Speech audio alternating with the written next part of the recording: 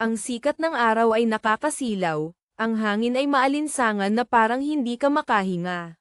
Mula pa noong simula ng Hulyo, mahigit isang linggo nang nananatili sa mahigit 40 degrees Celsius ang temperatura sa Metro Manila. Dahil sa ganitong kakaibang init ng panahon, halos walang gustong lumabas ng bahay, mas pinipili ng lahat na manatili sa loob ng mga kwartong may aircon. Tanghaling tapat ang pinakamainit na oras sa buong araw. Sa kahabaan ng South Luzon Expressway, SLEX, patungong Maynila, may isang binatang hindi nagmamadali at hindi rin naman bumabagal sa paglakad, patungo sa direksyon ng sentro ng Metro Manila. Ang binata ay may taas na mahigit 170 centimeters, payat ang pangangatawan, hindi naman masasabing gwapo pero may taglay na itsurang makisig tingnan. Ang kanyang kasuotan ay simple at pangkaraniwan lamang. Nakasuot siya ng ordinaryong puting t-shirt, kupas na maong na pantalon, at isang pares ng naninilaw ng puting rubber shoes. Ang buong halaga ng kanyang kasuotan, kasama na ang gupit niya, ay marahil wala pang 500 piso. Ang araw na tila kayang tumupok ng balat ay parang walang epekto sa binata. Masigla ang kanyang itsura, walang bahid ng pagod, at ang mas nakakagulat pa, walang kahit isang patak ng pawis sa kanyang mukha. Beep beep, umalingaw-ngaw ang busina ng sasakyan. Isang itim na Audi ang mabilis na papalapit sa binata mula sa kanyang likuran. Lumingon ang binata, isang maliwanag ng ngiti ang sumilay sa kanyang mukha. Imbes na umiwas, idinipa pa niya ang kanyang mga braso sa gitna ng daan. Screech, kasabay ng nakakabinging tunog ng preno ay dalawang sigaw ng pagkagulat. Huminto ang Audi, ilang pulgada na lamang ang layo mula sa binata. Bumaba ang bintana, isang lalaki ang dumungaw at galit na sumigaw sa binata. Gusto mo bang mamatay? Papuntang Metro Manila ba to? Kahit muntik ng masagasaan, hindi man lang natakot ang binata. Sa katunayan, may ngiti pa rin sa kanyang labi. Anong pakialam mo? Tumabi ka nga, kundi wag mo akong sisihin kung anong mangyari sa'yo. Malakas na sigaw ng lalaki, may bahid ng kaba sa kanyang boses. Narinig na niya na hindi mapayapa ang panahon ngayon, baka holdapper ang batang ito. Ngumiti ng bahagya ang binata. Makikisakay sana ako. Makikisakay. Natigilan ang lalaki, bahagyang nawala ang kaba ngunit napalitan ng inis. Hindi ito taxi. Alam ko, nakangising sabi ng binata. Ayoko ng taxi. Kung ayaw mo ng taxi, magbus ka. Bilis. Tumabi ka na. Naiinis na sabi ng lalaki. Ayoko rin ng bus. Mukhang desidido ang binata na sumakay sa kotseng ito, na natili siyang nakaharang sa daan, walang balak tumabi. Wala akong pakialam kung gusto mo o hindi. Halatang ayaw nang makipagtalo pa ng lalaki sa taong ito. Pero hindi pa niya natatapos ang sasabihin, isang malamyos na boses ang narinig mula sa loob ng sasakyan. Pasakayin mo na siya. Nang marinig ang boses na iyon, natigilan ang lalaki. Isabel, hindi natin kilala tong batang to. Sigurado ka bang? Sabi ko pasakayin mo na. May himig ng pagkainip sa malamyos na boses. Bilisan mo. Ayokong malate. Sige na nga. Kahit napipilitan, wala nang nagawa ang lalaki. Binuksan niya ang pinto ng kotse at walang ganang sinabi sa binata. Swerte mo. Sakay na. Pumasok ang binata sa kotse. Ngumiti siya sa mga nakaupo sa likod. Salamat, magandang ate. Sa likurang upuan ay may dalawang magandang babae, isang mas matanda at isang mas bata. Ang mas matanda ay nasa mga 23 o 4 na taong gulang, nakasuot ng asol na corporate attire, mukhang seryoso, matte array, at mailap. Ang mas bata naman ay nasa mga 13 o 14 na taong gulang, simpleng manamit, may mga matang buhay na buhay, mukhang bibo at kaibig-ibig. Ang mas matandang babae ay tila may malalim na iniisip, hindi pinansin ang pagbati ng binata. Samantalang ang mas batang babae ay bahagyang kumunat ang kanyang cute na ilong at medyo inis na tiningnan ang binata. Bakit hindi ka nagpasalamat sa akin? Kasi masyado kang maliit. Nakangising tiningnan ng binata ang batang babae. Ayoko sa mga batang babae. Agad na nagalit ang batang babae. Saan ako maliit? Walang pakundangang sinuri ng binata mula ulo hanggang paa ang batang babae, saka nagbigay ng conclusion. Maliit ka sa lahat ng parte. Ikaw, namula sa galit ang mukha ng batang babae. Ate Isabel, Paalisin mo na tong antipati kong batang to. Bea, nagmamadali tayo. Bahagyang kumunat ang noo ng mas matandang babae. Tumingin siya sa lalaking nagmamaneho sa harap.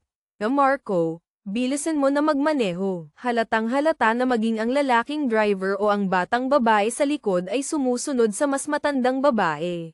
Nang magsalita ito, hindi na ipinilit ng batang babae na paalisin ang binata, at mabilis namang pinaandar ni Marco ang sasakyan. Ganito pala sa loob ng kotse, ano? Hindi mapakali ang binata sa loob. Hawak dito, tingin doon, tuwang-tuwa. Prom-D, ngayon ka lang ba nakasakay ng kotse? Kanina pa pinagmamasdan ng batang babae ang binata, sa wakas ay hindi na napigil ang magtanong. Oo, walang kiyemeng inamin ng binata. Hindi ka pa pala nakakasakay ng kotse. Bakit mo sinabing ayaw mo ng taxi? Inis na tanong ng batang babae. Sabi ng asawa ko, kailangang magbayad sa taxi. Sagot ng binata, ikaw, may asawa ka pa. Hindi makalimutan ng batang babae ang sinabi ng binata kanina na maliit siya, kaya hindi niya pinalampas ang pagkakataong asarin ito.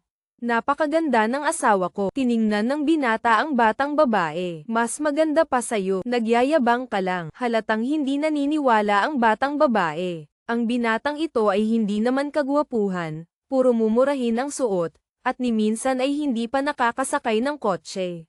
Malamang galing lang ito sa kung saang liblib na lugar. Hindi siya naniniwalang makakahanap ito ng magandang asawa. Kuya driver, gaano pa katagal bago tayo makarating sa Metro Manila?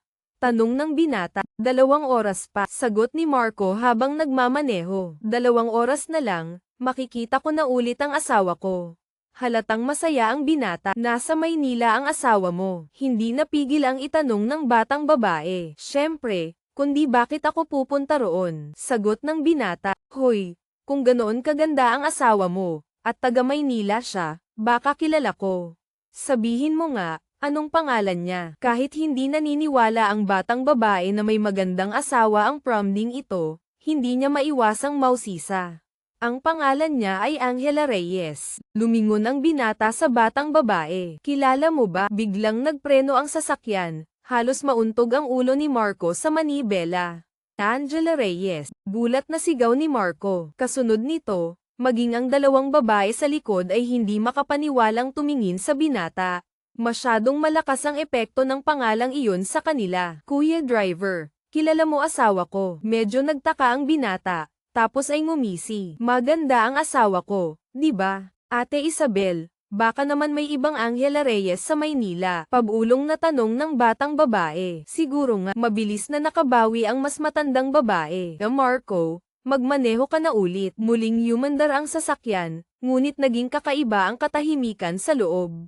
Hoy, prom-D, kilala mo ba talaga si Angela Reyes? Makalipas ang ilang minuto, hindi na natiis ng batang babae. Asawa ko siya, syempre kilala ko. Tiningnan ng binata ang batang babae na parang hindi makapaniwala. Tangga ka ba? Ikaw ang tanga. Galit na galit ang batang babae. Kahit nakilala mo si Angela Reyes, imposible siyang maging asawa mo. Alam mo ba kung sino siya? Bakit ka naman niya magugustuhan? Munting kapatid, tanungin kita, gusto mo ba ang taglamig o ang tag-init? Umikot ang mata ng binata at nagtanong, huwag mo akong tawaging munting kapatid.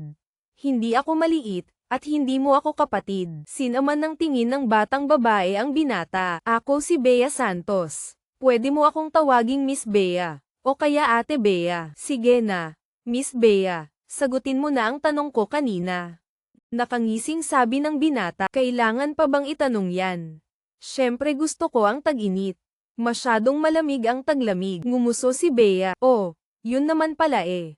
Kita mo pa lang sa akin, type mo na ako. Ano pang nakapagtataka kung gusto ako ng asawa ko? Nakangising sabi ng binata. Nanlaki ang mata ni Bea sa binata. Kailan ko sinabing type kita? Hindi ba sabi mo gusto mo ang tag-init? May kislap ng panunukso sa mata ng binata. Oh, ano naman ngayon? Hindi pa rin maintindihan ni Bea. Gusto mo ang tag-init? Ibig sabihin gusto mo ako. Ngumisi ng malapad ang binata. Ang pangalan ko ay Verano. Natulala si Bea. Hindi niya inakalang ganoon pala ang pangalan ng lalaking ito. Kaya pala tinanong siya ng kung ano-anong walang kwentang tanong. Sino namang may ganyang pangalan? Pagkaraan ng ilang sandali, inis na sabi ni Bea. Napabuntong hininga naman si Verano. Ang daming may gusto sa akin, ang laki ng pressure sa buhay ko.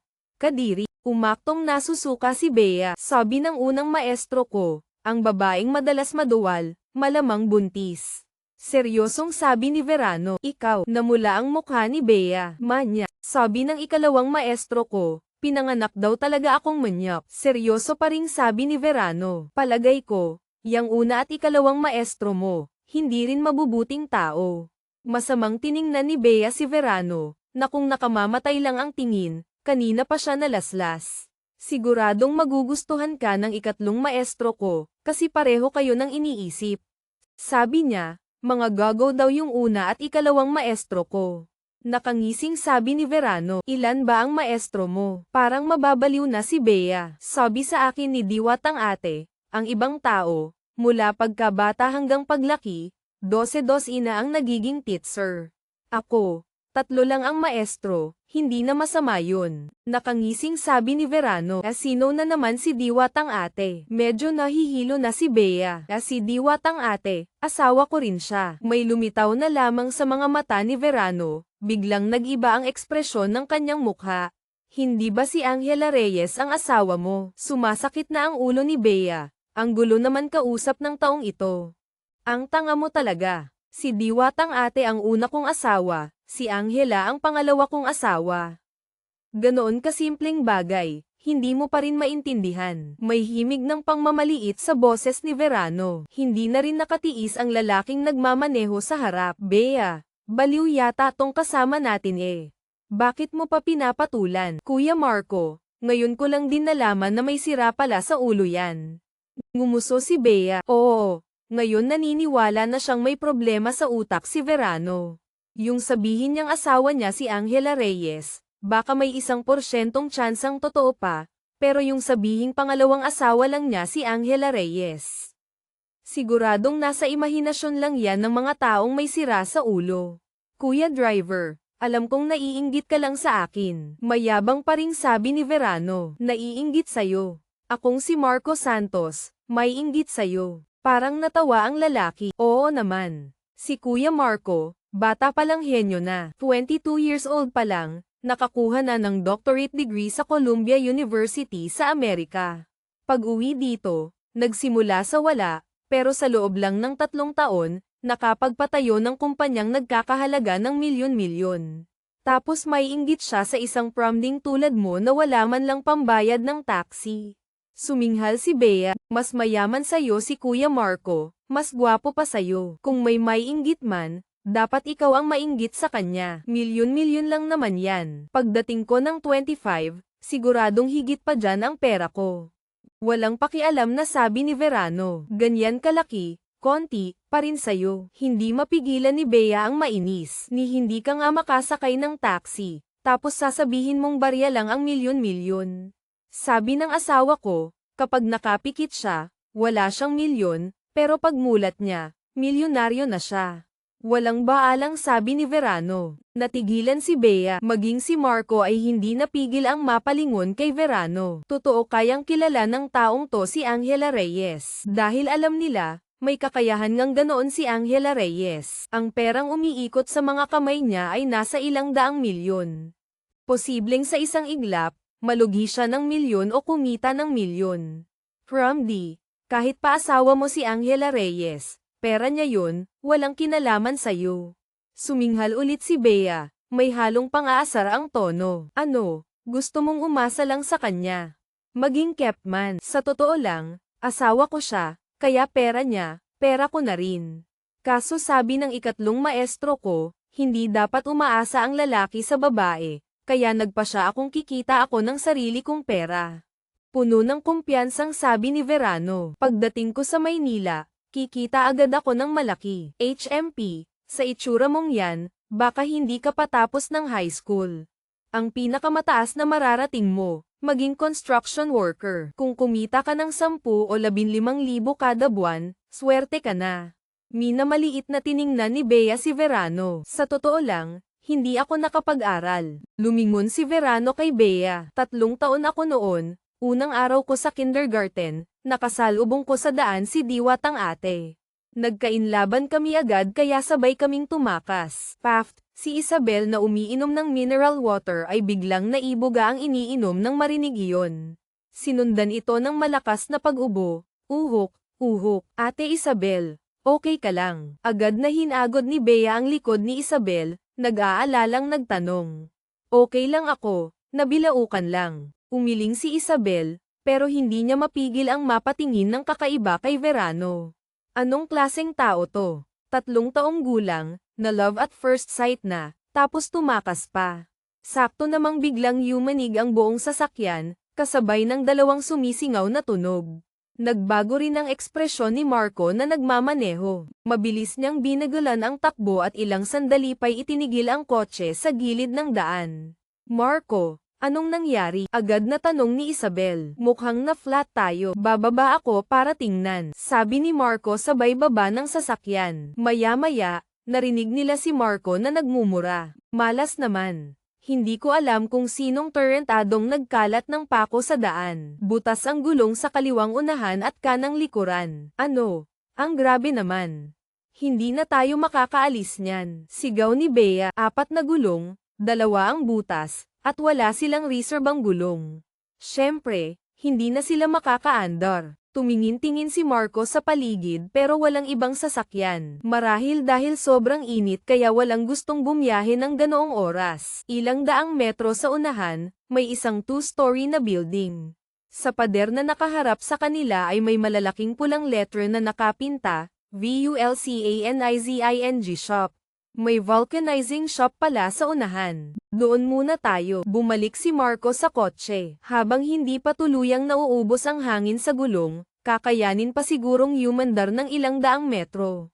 May nagkalat ng pako sa daan, tapos sakto namang may vulcanizing shop sa unahan.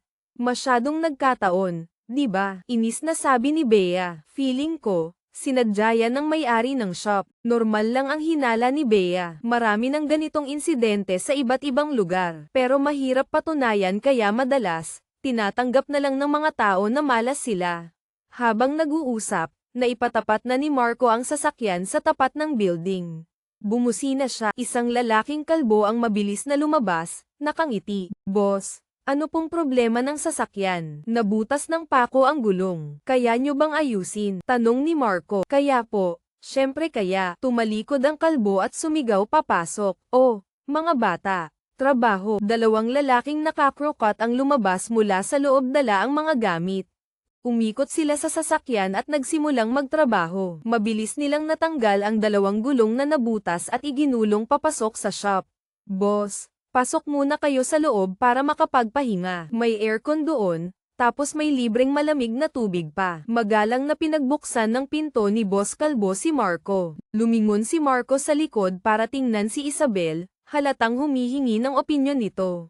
Pasok tayo. Naunang bumaba ng sasakyan si Isabel. Sumunod sina Marco at Bea. Si Verano ang nahuli. Sabay-sabay silang 4 na sumunod sa kalbo papasok sa building. Pumasok sila sa isang kwartong. Gaya ng sabi ng kalbo, naka-aircon nga.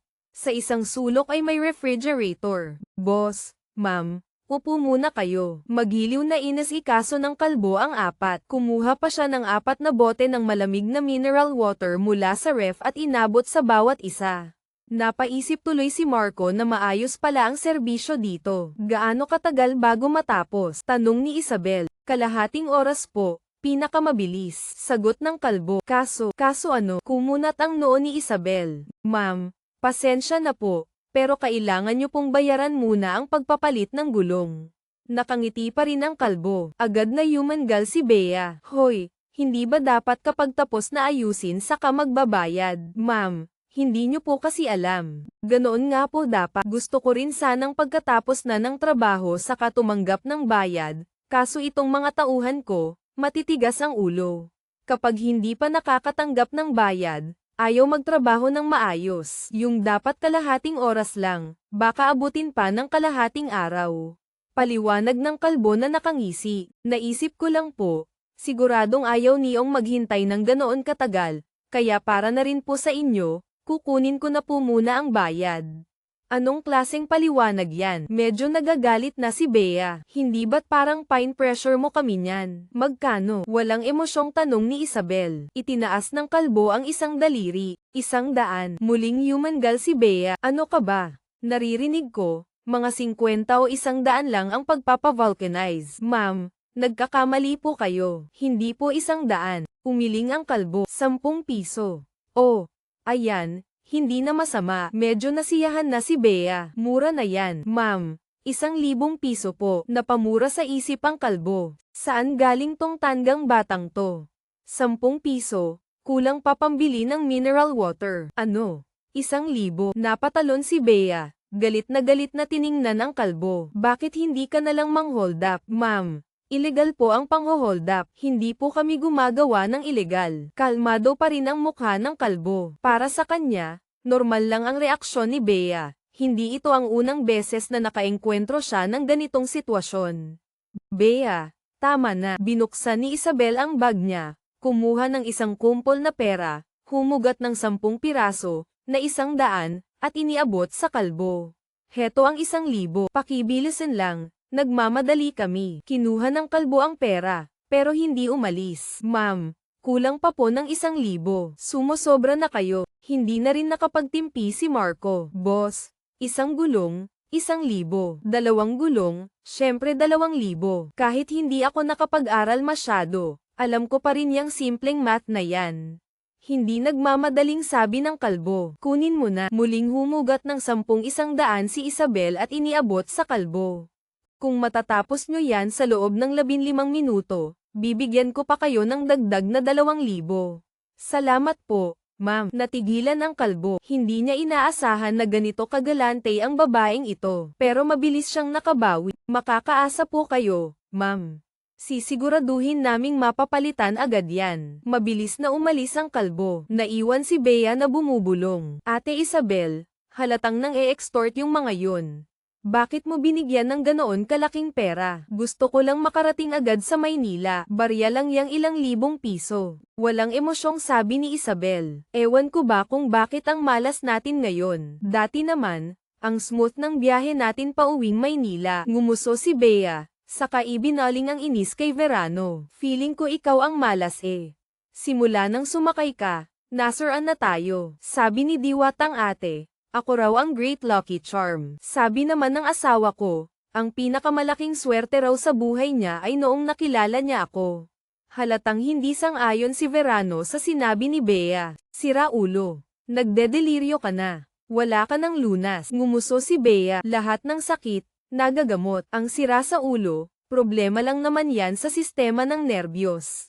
Nagagamot din yan. Umiling si Verano. Akala mo naman kung sino kang doktor. Minamaliit na tiningnan ni Bea si Verano. Tama ka, isa nga akong magaling na manggagamot. Parang walang mali. Tumango si Verano. Mamamatay ka ba kapag hindi ka nagyabang? Inis na sabi ni Bea. Mukhang inosente si Verano. Kaya pala sabi ng unang maestro ko, sa panahon ngayon, kapag nagsasabi ka ng totoo, walang naniniwala.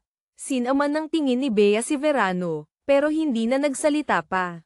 Mga 10 minuto ang lumipas, muling lumitaw ang kalbo sa harap nila. Tapos na ba? Tumayo si Isabel. Tapos na po. Kaso ma'am, yung sinabi nyo kanina, hindi pa tapos magsalita ang kalbo. Inihagis na ni Isabel ang isang kumpol na pera, na nagkakahalaga ng 2,000, sa kanya. Kunin mo na. Salamat po, ma'am. Tuwang-tuwa ang mukha ng kalbo. Hindi pinansin ni Isabel ang kalbo. Dir-diretso siyang lumabas ng pinto. Sumunod agad ang iba pa, pero mabilis nilang napansin na may mali na kalak ang pinto. Ma'am, mukhang hindi pa kayo pwedeng umalis sa ngayon. Narinig nilang sabi ng boses ng kalbo mula sa kanilang likuran. Biglang humarap si Isabel, nanlilisik ang magagandang mata. Magkano pa ang gusto ninyo? Hindi namin kailangan ng pera. Isang garalgal na boses ang biglang umalingaw-ngaw. Bumukas ang pinto ng katabing kwarto at isang grupo ng lalaki ang lumabas. Nangunguna ang isang lalaking nasa mga 30 anyos, maskulado, malaki ang katawan, at walang pang-itaas na damit. Kitang-kita ang tato ng isang malaking tigre na halos bumabalot sa buong itaas na katawan niya, na nagbibigay ng kakaibang mabangis na pakiramdam. Sa likod ng lalaking may tato ay may 4 pang maskuladong lalaki, lahat ay nakaitim na maong, at bawat isa ay may hawak na tubong bakal na mga 1 metro ang haba. Miss Reyes, ikaw ang kailangan namin. Tinitigan ng lalaking may tato ang kabuuan ng katawan ni Isabel, na may halong pagnanasa. Anong gagawin ninyo? Hamarang si Marco sa harap ni Isabel, galit na tiningnan ang lalaking may tato. Kilala mo ba kung sino ako? Marco Santos, si Miss Reyes ang target namin. Kung ikaw at si Bea ay mananahimik lang sa tabi, sinisiguro kung walang mangyayari sa inyo. Pero kung magmamatigas ka, huwag mong sisihin itong si Tigre kung hindi ako magiging magalang. Malamig na sabi ng lalaking may tato na nagpakilalang si Tigre. Bumigat ang dibdib ni Marco. Naunawaan niyang hindi ordinaryong mga holdapper ang mga ito. Kahit ang pangalan ng pamilyang Santos at Reyes ay hindi sapat para takutin sila, dahil si Isabel Reyes nga ang kanilang pakay. Hindi rin nagkataon lang ang pagka-flat ng gulong, lahat ng ito ay bahagi ng plano ng kalaban. Sino ang nagpadala sa inyo? Walang emosyong tanong ni Isabel. Miss Reyes, bakit mo pa tinatanong ang isang bagay na alam mong walang sagot? Umiling si Tigre. Bibigyan kita ng 2 pagpipilian. Una, huwag kang lalaban, sumama ka sa akin ng ilang araw, at ibabalik kita. Pangalawa, lumaban ka, at makakasama mo ang lahat ng kapatid ko sa loob ng 1 linggo. Siyempre, ibabalik din kita pagkatapos. Hindi ba nila kayo inutusan para patayin ako? Patuloy na tanong ni Isabel. Miss Reyes, gusto ko lang namang gumawa tayo ng isang espesyal na pelikula. Siyempre, kung gusto mong makasama ang mga kapatid kong ito ng sabay-sabay sa paggawa ng pelikula, walang problema. Pagkatapos, ipapamahagi ko ang napakagandang pelikulang ito sa buong mundo para mapanood ng lahat. Naniniwala akong mabilis kang magiging isa sa mga pinakasikat na artista sa buong mundo. Habang nagsasalita si Tigre, walang pakundangan niyang ginagala ang malaswang tingin sa mga mahahalagang bahagi ng katawan ni Isabel. Sa isip niya, ang maganda at kaakit-akit na babaeng ito ay nasa palad na niya. Agad na namutla ang mukha ni Isabel. Sa wakas ay naintindihan niya kung ano ang gusto ng kalaban. Hindi man siya papatayin, para sa kanya, mas masahol pa ito sa kamatayan. Walang hiya. Galit na sigaw ni Bea. Kapag ginalaw ninyo kahit isang hibla ng buhok ni Ate Isabel, sisiguraduhin kong tadteren kayo ng mga kuya ko. Miss Bea, kahit hindi ako interesado sa'yo, may kapatid akong mahilig sa mga menor de edad na tulad mo. Kung magbabanta ka pa ulit, hindi ako magdadalawang isip na ibigay ka sa kapatid ko. Walang ganang sabi ni Tigre. Isabel, Bea, huwag kayong mag-alala. Habang nandito ako, walang makakagalaw sa inyo. Kinuyam ni Marco ang kamao, masamang tiningnan si Tigre. Marco Santos, naghahanap ka ba ng kamatayan? Medyo nagulat si Tigre kay Marco. Kung gusto mong maging bayani para sa magandang dilag, tingnan mo muna kung sapat ba ang lakas mo. Kaibigan ko si Isabel. Kapag nasa panganib ang kaibigan, hindi ko pwedeng pabayaan. Seryosong sabi ni Marco. At binabalaan ko kayo, pag-isipan ninyong mabuti kung kaya ninyong harapin ang ganti ng pamilyang Santos at Reyes.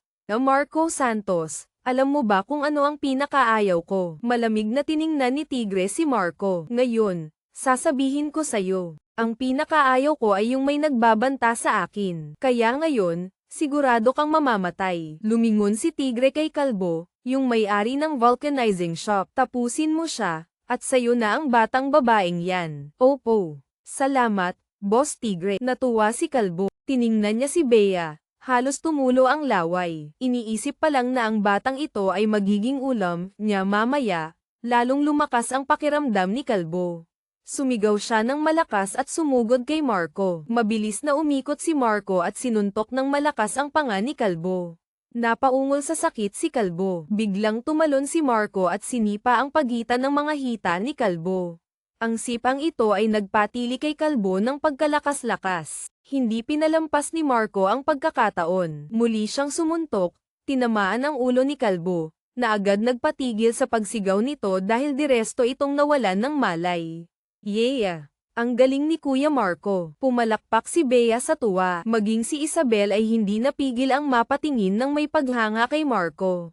Ang namumutla niyang mukha ay nagkaroon ng bahagyang kulay. Sa sandaling iyon, tila nakakita siya ng kaunting pag-asa na makaligtas, at ang imahe ni Marco sa kanyang mga mata ay tila lalong tumangkad. Marco Santos, hindi halatang may ibubuga ka pala. Medyo nagulat si Tigre. Si Kuya Marco ko ay isang 4th dan black belter sa Jeet Kune Do. Kung alam ninyo ang makakabuti sa inyo, pakawalan nyo na kami. Kundi, bubugbugin kayo ni Kuya Marco hanggang sa hindi na kayo makilala. Malakas na sigaw ni Bea. Jeet Kune Do, 4th dan black belt. Tila natulala si Tigre. Natakot ka na? Mayabang na sabi ni Bea. Kung natakot ka na, umalis na kayo. Ha ha ha. Takot na takot nga ako. Tumawa ng malakas si Tigre ng ilang beses, saka kumaway, sugod. Sabay-sabay na sumugod kay Marco ang 4 na alagad ni Tigre, kasabay ng paghagupit ng 4 na tubong bakal. Kuya Marco, galingan mo. Ubusin mo yang mga gag. Biglang napasigaw si Bea. Agad na namutla ang mukha. Isang tubong bakal ang tumama sa ulo ni Marco. Hindi man lang nakasigaw si Marco bago bumagsak sa lupa. Walang malay. Kuya Marco, anong nangyari sa'yo? Desperadong sigaw ni Bea, ngunit walang anumang reaksyon si Marco. Sumigaw ng pagkatili-tili si Bea, saka parang mabangis na hayop na sumugod kay Tigre. Tarantado ka. Papatayin kita. Kumaway lang si Tigre at 2 lalaki ang humarang at humawak sa magkabilang braso ni Bea. Si Bea ay isang maliit at payat na dalagita lamang. Natural na hindi siya makakawala sa pagkakahawak ng 2 maskuladong lalaki. Mga gago. Bitiwan niyo ako. Kakabo ka pa lang ng bibig ni Bea para magmura ng may ipinasak na medyas sa bibig niya. Samantala, dahan-daang lumalakad si Tigre palapit kay Isabel. Maputlang mapatla ang mukha ni Isabel. Ang pag-asang dumating ay mas mabilis pang nawala. Akala niya'y mapoprotektahan siya ni Marco. Ngunit sa isang iglap, para siyang nahulog mula langit patungong impyerno habang pinapanood ang bawat hakbang ni Tigre. Gusto sanang umatras ni Isabel, ngunit naramdaman niyang parang tinga ang kanyang mga paa, hindi may hakbang kahit kalahati. Miss Reyes, ngayon, payag ka na bang gumawa tayo ng pelikula? Malisyosong tiningnan ni Tigre ang kabuuan ni Isabel, at iniabot ang isang kamay. Ipinikit ni Isabel ang kanyang mga mata, abo ang kulay ng mukha. Sa mga sandaling ito, naiisip na niya ang kanyang kahihinatnan. Hoy, huwag mong hawakan ang tao ko. Isang naiinis na boses ang biglang umalingaw-ngaw sa tabi ni Isabel. Napansin din ni Isabel na hindi damapo sa kanya ang maruming kamay na iyon. Bigla niyang iminulat ang mga mata para tingnan ang nangyayari, ngunit pakiramdam niya'y nananaginip siya. Ang kamay ni Tigre ay ilang pulgada na lang ang layo sa katawan niya nang mapigilan ito ng isang braso. At ang may-ari ng braso ay walang iba kundi ang Promdi, na tinatawag ni Bea si Verano. Tiningnan ni Isabel ang payat na braso ni Verano, saka ang maskuladong braso ni Tigre. Pakiramdam niya'y para itong langgam na bumangga sa elepante. Ngunit napansin niyang litaw na litaw ang mga ugat sa braso ni Tigre, tila ginagamit na nito ang buong lakas. Samantalang si Verano ay napakagaan lang tingnan, sobrang gun. Ngunit ang resulta, ang braso ni Tigre ay hindi lamang hindi makaabante, kundi hindi rin may urong. Nanatili lang itong nakabitin sa ere. Bata, gusto mo bang matulad kay Marco Santos? Masamang tiningnan ni Tigre si Verano. Malapit na niyang makuha ang magandang babae nang biglang humarang ang batang ito, kaya galit na galit siya. Mula pa kanina, hindi niya pinansin ang mukhang mahinang batang ito. At dahil tahimik lang si Verano kanina, inakala ni Tigre na duwag lang ito. Hindi niya inasahan na sa kritikal na sandali, bigla itong haarang. At itong mukhang payat na unggoy ay may ganito kalakas na puwersa pala. Ginamit na niya ang lahat ng lakas pero hindi niya may urong ang kamay. Hoy, kuya, alam mo ba yung nauna? Siya dapat. Nauna ako kay ate ganda. Mukhang hindi masaya si Verano. Ulol. Sinong nakikipag-unahan sa'yo? Dumura ng malakas si Tigre. Huwag mong isipin, bata, na dahil may konti kang lakas, masisira mo na ang diskarte nitong si Boss Tigre. Ibig sabihin, ayaw mong makipag-usap ng maayos. Hindi natuwa si Verano. Ang salita ni Boss Tigre ang batas dito. Minamaliit na tiningnan ni Tigre si Verano. Saan galing tong tandang to? Gustong makipag-usap pa ng matino. Ayaw ng matinong usapan. Gusto ko yan. Ngumiti ng maliwanag si Verano. Bigla niyang hinailan ng malakas ang kanang kamay. Agad na narinig ng lahat ang isang malutong na lagutok. Array. Ang kamay ko, nakaramdam si Tigre ng matinding sakit na parang tinutusok ng karayom ang puso. Hindi niya napigil ang mapatili sa sakit. Walang anuman yan. Na-dislocate lang. Kaya kung ibalik yan. Nakangising sabi ni Verano. Sa kanya itinulak ang kamay. Isa na namang lagutok. Muling napatili sa sakit si Tigre. Kita mo, naibalik na, di ba? Ang galing ko talagang mag-ayos ng buto. Number 1. Medyo mayabang na sabi ni Verano. Sa kanya hinayla uli. Lagutok. Muling na-dislocate ang braso ni Tigre. Halos himatayin na si Tigre sa sakit. Sa di kalayuan, nanlalaki ang magagandang mata ni Bea na may medyas pa rin sa bibig. Ganoon pala kalakas ang prompting ito. Kumislap ang mga mata ni Isabel. Hindi niya inaalis ang tingin kay Verano. Ang binatang mukhang ordinaryo kanina ay naging buong pag-asa niya ngayon. Kuya Tigre, matagal na akong di nakakapag-practice nitong bone setting ko. Dati, kailangan ko 79 na beses kada araw. Ngayon, 78 na lang ang kulang. Sa tingin mo, ituloy ko pa kaya? Nakangising tanong ni Verano. Huwag po. May bahid ng pagsusumamo sa mga mata ni Tigre. Kung sinabi mong ayaw mo, edi ayaw mo na. Nakakahiya naman sa akin yan. Umiling si Verano. Sige, mga 2 o 3 beses pa nating praktisin. Lagutok. Matapos ang ilang ulit pa, sa wakas ay sumigaw sa sakit si Tigre bago tuluyang nawalan ng malay. Mukhang hindi pa nagsasawa si Verano, pero ang paligid ay nabalot ng katahimikan. Si Isabel at si Bea, na may medyas pa rin sa bibig, ay parehong napanganga. Ang paraan ng pagpapahirap ng taong ito ay sobrang kalmado. Ang 4 na tauhan naman ni Tigre ay nakaramdam ng pangingilabot mula ulo hanggang paa.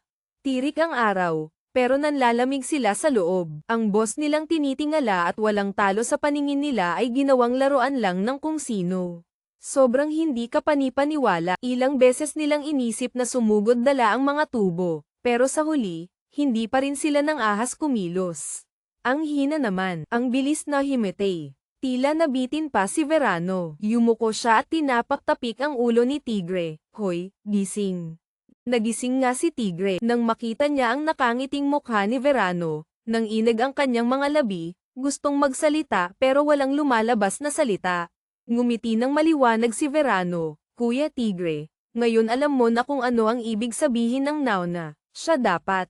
Alam ko na po. Sa wakas ay nakapagsalita si Tigre. Nanginginig ang boses, puno ng pawis ang mukha dahil sa sakit. Boss, pasensya na po. Hindi ko po kayo nakilala.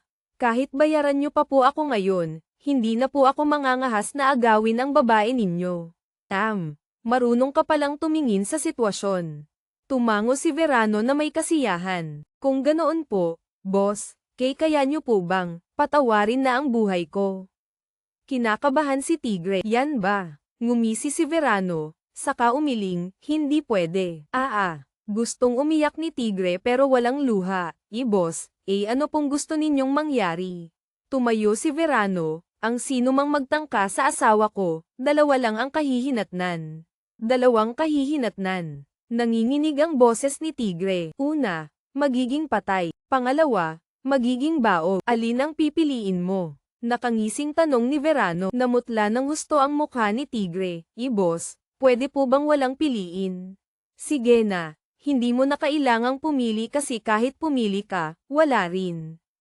Umiling si Verano. Ayaw ng 3 maestro ko na pumapatay ako. Kaya nagpasya akong buhayin ka na lang. Gagawin na lang kitang baog. Habang nagsasalita, itinaas ni Verano ang kanyang paa at sinipa ang pagitan ng mga hita ni Tigre.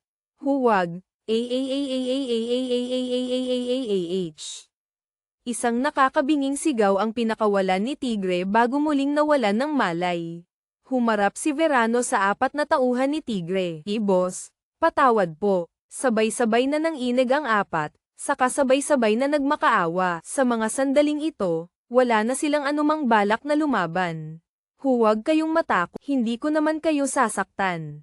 Ngumiti ng maliwanag si Verano. Lumabas kayo at buksan ninyo ang pinto para sa akin. Opo, boss. Para silang nabigyan ng amnestiya. Mabilis nilang sinunod ang utos ni Verano. Pagbukas ng pinto, napansin ni Verano na may isa pang sasakyan sa labas.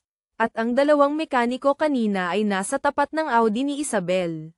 Pero hindi sila nagpapalit ng gulong, tinatanggal nila ang natitirang dalawang gulong nito. Anong ginagawa nila? Hindi natuwang tanong ni Verano. Boss, utos po yan ni Boss Tigre kanina. Sabi niya, tanggalin daw lahat ng gulong ninyo, para sigurado. Mabilis na sumagot ang isa sa mga tauhan, si Kuya Cardo. Saka siya sumigaw sa kabila, Lando. Dodong, halika nga kayo rito. Kuya Cardo, bakit po? Lumapit sina Lando at Dodong, magalang na nagtanong. Magbigay galang kayo kay boss. Tinuro ni Kuya Cardo si Verano. Ha? Parehong hindi agad nakakibo sina Lando at Dodong. Pak, pak. Sinampal ni Kuya Cardo sina Lando at Dodong. Bilisan nyo. Opo, Kuya Cardo. Gustong maiyak ng dalawa. Hindi ba't galing lang sa kotse na yun ang binatang to kanina? Paano siya biglang naging boss nila? Pero hindi na sila nang ahas magtanong pa. Mabilis silang yumuko at tumango kay Verano bilang pagbati. Boss, hindi nyo pa ba tapos palitan ang mga gulong? Tanong ni Verano. Ahay, hindi pa po. Nahihiyang sabi ng dalawa habang nagkatinginan. Kaninong kotse to? Tiningnan ni Verano ang bagong dating na sasakyan. Boss, kay Boss Tigre po yan. Tumawag po si Kalbo kay Boss Tigre na nandito na si Miss Reyes, kaya dumiretso na po kami dito. Mabilis na paliwanag ni Kuya Cardo. Sa ngayon, sinasabi niya ang lahat ng alam niya, natatakot na baka mainis si Verano at gawin din siyang baog. Mukhang hindi naman nagkakalayo ang mga gulong ng kotseng to sa gulong ng kotse namin. Pwede bang ilipat doon sa amin? Nag-isip sandali si Verano at nagtanong. Pwede po. Syempre pwede. Boss, gagawin na po namin agad. Mabilis na tumango si Kuya Cardo. Saka masamang tiningnan sina Lando at Dodong. Ano pang tinitingin-tingin nyo? Gawin nyo na. Magaling naman palang magpalit ng gulong ang dalawang ito. Wala pang 10 minuto. Napalitan na nila ang 4 na gulong. Boss, ayos na po ang kotse. May ipag-uutos pa po ba kayo? Maingat na tanong ni Kuya Cardo. Isakay nyo siya. Tinuro ni Verano si Marco na nasa di kalayuan, nakahandusay pa rin at walang malay. Si Bea at Isabel naman ay nakaupo sa tabi nito. Kuya Marco, gumising ka. Puno ng pag-aalala ang mukha ni Bea. Ate Isabel, magiging okay lang kaya si Kuya Marco? Huwag kang mag-alala, hindi yan mamamatay. Tamad na sabi ni Verano. Pagdating natin sa Maynila, gising na yan. Paano mo nalaman? Masungit na tanong ni Bea. Kasi isa akong himalang manggagamot. Walang bahid ng pagpapakumbabang sabi ni Verano. Nagsasabi ka na aakma sanang sabihin ni Bea na nagyayabang na naman si Verano, pero naputol ito sa kalagitnaan. Dahil sa mga nangyari kanina, na-realize niyang may ibubuga nga pala talaga ang taong ito. Bea, ano man ang mangyari, ihatid muna natin si Marco sa Maynila bago natin alamin. Sa wakas ay nagsalita si Isabel. Ewan kung bakit, pero sa mga sandaling ito, pinili niyang pagkatiwalaan si Verano. Sige po, wala nang nagawa si Bea. Sa totoo lang, wala naman siyang ibang magagawa dahil walang ospital sa paligid. Binuhat ni na Kuya Cardo si Marco papunta sa likurang upuan. Si Bea ang nag-asikaso dito. Si Isabel mismo ang nagmaneho. At natural, si Verano ang naupo sa tabi niya. Nakahilera si na Kuya Cardo sa gilid ng daan, sabay-sabay na yumuko. Boss. Ma'am, ingat po sa biyahe. Hindi napigil ang mamula ng bahagya ang mukha ni Isabel. Tumingin siya sa kalsada at pinaharurot ang sasakyan palayo. Ang itim na Audi ni Isabel ay muling tumatakbo sa SLEX. 4 pa rin sila sa loob, pero iba na ang atmosphere kumpara kanina. Ang mga nangyari ay nag-iwan ng malaking epekto sa isipan ni na Isabel at Bea. Hanggang ngayon, hindi pa lubusang nagsisink in kay Isabel ang lahat. Sino ba talaga siya? Habang nagmamaneho si Isabel, pasulyap-sulyap siya kay Verano na katabi niya.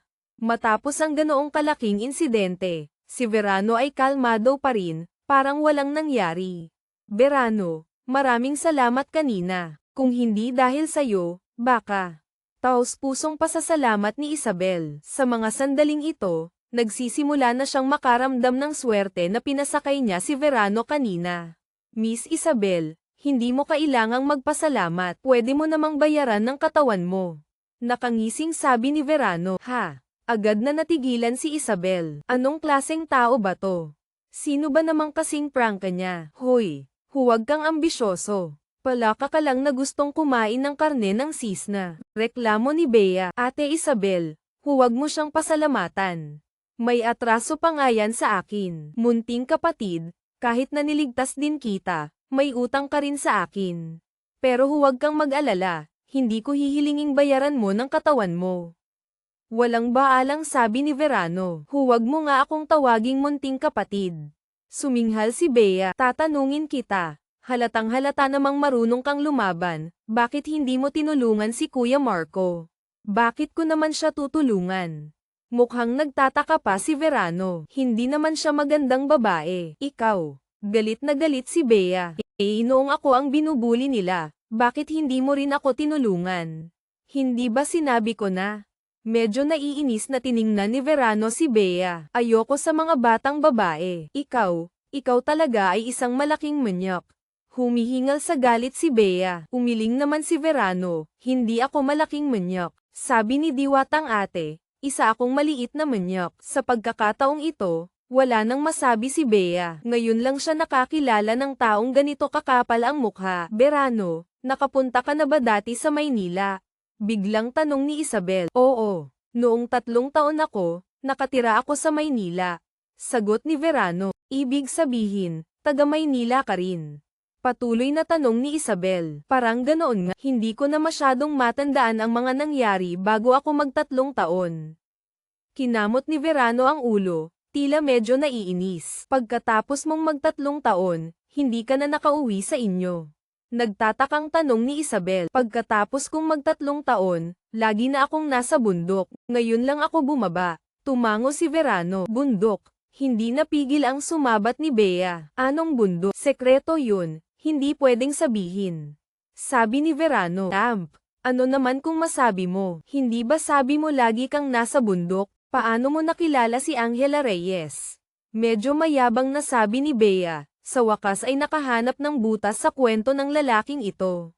Nakakapagtaka, sabi nila, malaki ang hinaharap pero walang laman ang utak. Ang liit-liit naman ng sayo, bakit ang tanga mo pa rin? Lumingon si Verano kay Bea, na may itsurang hindi maintindihan. Ikaw, anong sinasabi mo? Manyak ka. Halos mautal na si Bea sa sobrang inis. Tama, lagi nga akong nasa bundok pero hindi ba pwedeng puntahan ako ng asawa ko sa bundok? Maliit na tiningnan ni Verano si Bea. Sabi ng tanga ka, ayaw pang maniwala. Verano, alam mo ba kung nasaan si Angela Reyes ngayon? Sumingit si Isabel para patigilin ang bangayan ni Verano at Bea. Noong huli, bago ako bumaba ng bundok, sabi ng asawa ko, puntahan ko raw siya sa Apdiliman. Tumingin si Verano kay Isabel. Ate ganda, mamaya, pwede mo ba akong ihatid sa gate ng Up? Tangga. Ngayon, ang mga universidad ay, magsasalita sana si Bea. Sige, ihahatid kita sa Apdiliman. Mabilis na pinutol ni Isabel ang sasabihin ni Bea, sabay tingin dito na parang sinasabing tumahimik ka. Salamat, ate ganda. Halatang natuwa si Verano. Anong ikinatutuwa mo? Bulong ni Bea sa sarili. Simula nang makilala niya ang taong ito, ni Kay titing na lamang ay hindi siya nakalamang. Nakakainis ito para sa kanya. Walang tigil siyang nag-iisip kung paano makakaganti sa lalaking ito. Habang nag-iisip si Bea, bigla niyang naalala na mukhang napakahirap ng taong ito, ni hindi nga nakasakay ng kotse dati. Bigla, may naisip siyang ideya. Hoy! Mamaya pag nakita mo si Angela Reyes, anong ireregalo mo sa kanya? Tanong ni Bea. Regalo. Ako ang pinakamagandang regalo. Sagot ni Verano matapos mag-isip sandali. Nako, naiintindihan mo ba talaga ang mga babae?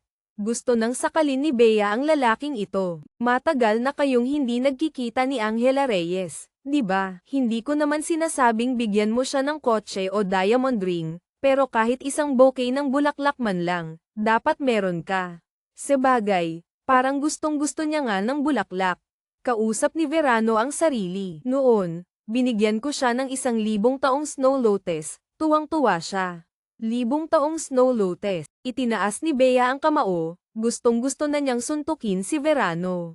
Hindi ba pwedeng tigilan ng tarantadong ito ang paminsan-minsang pagyayabang? Hindi na kailangan ng 1,000 taong snow lotus. Bigyan mo lang siya ng 99 na rosas, okay na yun. Pinipigilang sabi ni Bea, roses. Saan naman ako pipitas niyan? Medyo nalito si Verano, parang walang nagsabi sa kanya tungkol dito. Ang tanga mo talaga. Hindi pinipitas yun, binibili sa flower shop. Hindi na nakapagtimpi si Bea. Nabibili pala. Kung ganoon, madali lang pala. Nakahinga ng maluwag si Verano.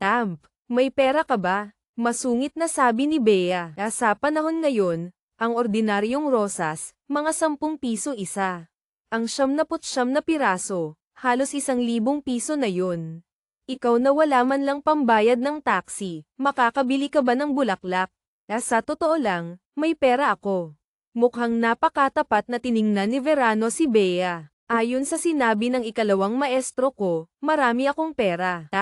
Magkano naman ang pera mo? Hindi naniniwala si Bea na maraming pera ang taong ito. Sabi ng ikalawang maestro ko, lahat daw ng nasa katawan ko ngayon, pera. Mas marami pa raw ito ng ilang libong beses kaysa sa perang dala niya noong umalis siya ng bahay noon. Hoy, diretsuhin mo nga, magkano ba talaga ang pera mo? Naiinis na sabi ni Bea. Nag-isip sandali si Verano, saka dumukot ng 1 piso mula sa bulsa niya.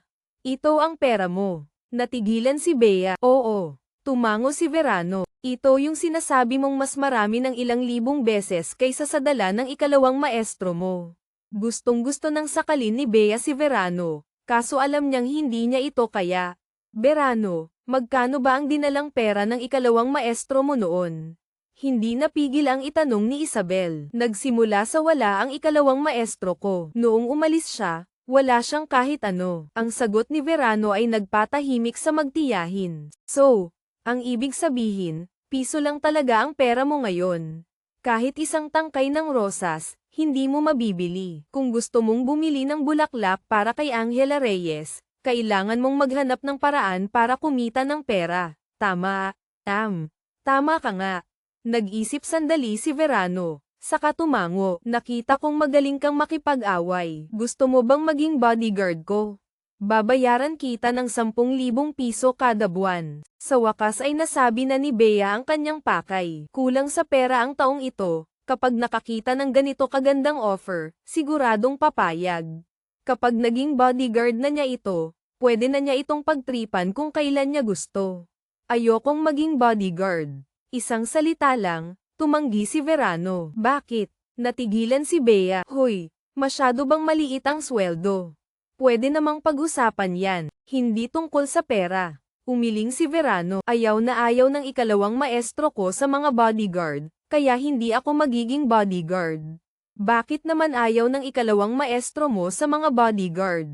Nagtataka si Bea kasi isa siyang assassin. Sagot ni Verano na parang wala lang. Ano? Napasigaw sa gulat si Bea. Assassin. Disipulo pala ng assassin ang taong ito. Kung ganoon, hindi kaya assassin din siya. Hoy, hindi kaya, assassin ka rin. Tinuro ni Bea si Verano. Namumutla ang mukha. Naalala niya ang ginawa ni Verano kay Tigre kanina. Sa ngayon, hindi pa. Nag-isip sandali si Verano at sumagot. Anong ibig sabihin ng sa ngayon, hindi pa? Hindi napigil ang usisain ni Bea. Kasi hindi pa ako nakakapatay ng tao. Sabi ni Verano na parang natural lang. Saka, minsan lang ito, sinubukan niyang pakalmayan si Bea. Huwag kang mag-alala. Kahit assassin pa ako, hindi kita papatayin. Bakit? Hindi napigil ang itanong ni Bea. Sabi ng ikalawang maestro ko, hindi siya tumatanggap ng kontratang bababa sa 10 milyon. Siguradong hindi ka nagkakahalaga ng 10 milyon, kaya siguradong hindi kita papatayin. Ang sagot ni Verano ay muling nagpainis kay Bea. Alam ko na kung bakit ang hilig mong magyabang, kasi pareho lang kayo ng mga maestro mo. Galit na sabi ni Bea. Wala akong magagawa. Hindi pinapansin ng ikalawang maestro ko ang kakarampot na perang yan. Isipin mo, noong bata pa siya, kaya niyang kumita ng 10 milyong dolyar sa isang araw lang. Nakangising sabi ni Verano. Sige, magyabang ka pa. Magyabang ka hanggang mamatay. Nanggigigil na sabi ni Bea. Mas magaling ang unang maestro ko. Kaya niyang kumita ng 1 milyong dolyar sa isang oras lang, kaso Hong Kong dollars. Talagang nagpatuloy pa si Verano. Verano, anong trabaho ng unang maestro mo? Hindi basta-basta nagsasalita si Isabel, pero kapag nagtanong, importante. Doktor ang unang maestro ko. Agad na sagot ni Verano. May ikatlong maestro ka pa, di ba? Magaling din ba siya? Tanong ulit ni Isabel. Sabi ng ikatlong maestro ko, ilegal daw ang kinikita ng una at ikalawang maestro ko, kaya direkta niyang kinukumpiska. Komandat si Verano kay Isabel. Ate ganda, kung gusto mong malaman ang marami pang bagay tungkol sa akin, pumayag ka ng maging asawa ko. Namula ang mukha ni Isabel. Nahalata ni Verano ang intensyon niya kaya hindi na siya nang ahas pang magtanong. Nag-focus na lang siya sa pagmamaneho. Nagpasya na rin si Bea na huwag nang makipagtalo pa kay Verano. Pakiramdam niya, puro kayabangan lang ang sinasabi ng taong ito mula simula hanggang dulo, halos walang katotohanan. Sobrang nakakapagod kausap, mas mabuti pang mag-ipon na lang ng lakas. Naging maayos na ang biyahe pagkatapos noon. Makalipas ang 2 oras, sa wakas ay nakapasok na sila sa sentro ng Metro Manila, at huminto sa tapat ng gate ng Apdiliman. Ito na ang Apdiliman. Sabi ni Isabel kay Verano. Salamat, ate ganda. Tuwang-tuwa si Verano, akmang bubuksan na ang pinto para bumaba. Sandali. Inabutan ni Isabel si Verano ng isang calling card. Nandyan ang number ko. Kung may kailangan ka, tawagan mo lang ako. Sige. Kinuha ito ni Verano, bumaba ng kotse, at naglakad papunta sa gate ng Apdiliman. Ate Isabel, bakit hindi mo sinabi sa kanya na summer break ngayon sa universidad? Sa loob ng kotse, hindi napigil ang itanong ni Bea. Wala naman si Angela Reyes sa campus ngayon. Paano niya mahahanap yun? Ayoko rin namang mahanap niya agad si Angela Reyes. Mahinang sabi ni Isabel. Ha? Natigilan si Bea. Bakit po? Ate Isabel, hindi kaya gusto mo talagang bayaran siya ng katawan mo? Ano bang pinagsasabi mo? Pinandilitan ni Isabel si Bea. Bahagyang namumula ang mukha. Bea, hindi mo ba nararamdaman na napaka-misteryoso ni Verano? Wala akong nararamdaman. Bukod sa magaling makipag-away at laging nagyayabang, wala namang espesyal sa kanya. Walang pakialam na sabi ni Bea. Bea, hindi mo ba naisip ang posibilidad na lahat ng sinabi niya ay totoo? Dahan-daang tanong ni Isabel. Paano namang mangyayari yun? Natulala si Bea. Kung totoo lahat ng iyon, hindi lang basta magaling ang taong ito. Kung totoo lahat, mas lalong ayokong mahanap niya agad si Angela Reyes. Ngumiti ng bahagya si Isabel. Wala siyang pera ngayon, at wala siyang kakilala dito sa Maynila. Kung hindi niya mahanap si Angela Reyes, siguradong tatawagan niya ako. Pero hindi ba niya pwedeng tawagan na lang si Angela Reyes? Medyo naguguluhan pa rin si Bea. Siguro hindi niya alam ang number ni Angela Reyes. Kung alam niya, malalaman din niyang wala si Angela Reyes sa app ngayon. Nag-isip sandali si Isabel at sinabi, Ate Isabel, paano kung tawagan ka niya? Tutulungan mo ba siyang hanapin si Angela Reyes? Tanong ulit ni Bea. Syempre tutulungan ko. Tumango si Isabel. Kahit hindi maganda ang relasyon namin kay Angela Reyes, paano man, niligtas ako ni Verano ngayon. Hindi ako, si Isabel Reyes, ang tipo ng taong hindi marunong tumano ng utang na loob. Umiling si Isabel, saka nagpatuloy, Bea, huwag na nating pag-usapan to. Pumunta na tayo sa ospital. Pagkasabi nito, inapakan ni Isabel ang gas at umalis na sila. Kumpara sa ibang universidad na nasa medyo liblib na lugar, ang Apdiliman ay nasa isang mataong bahagi ng Quezon City. Ilang metro lang mula sa pangunahing gate nito ay ang Commonwealth Avenue, isa sa mga pangunahing kalsada ng lungsod. Kahit napakainit pa rin ng panahon, ang kalsada ay puno pa rin ng mga sasakyan. Isa sa mga dahilan ay ang dami ng tao sa Metro Manila, Ang mismong sentral na rehiyon ay may mahigit 10 milyong residente. Ang Updiliman ay may mahabang kasaysayan at kilala sa buong bansa, palaging nasa top universities. Sa 12-dosenang universidad sa Metro Manila, walang duda na ito ang numero 1. Ang luma naman ng gate na to. Nakatayo si Verano sa tapat ng gate ng Updiliman, napapaisip. Ang tanyag na universidad na ito ay may napaka-ordinaryong gate, masasabi pang ang hindi kapansin-pansin.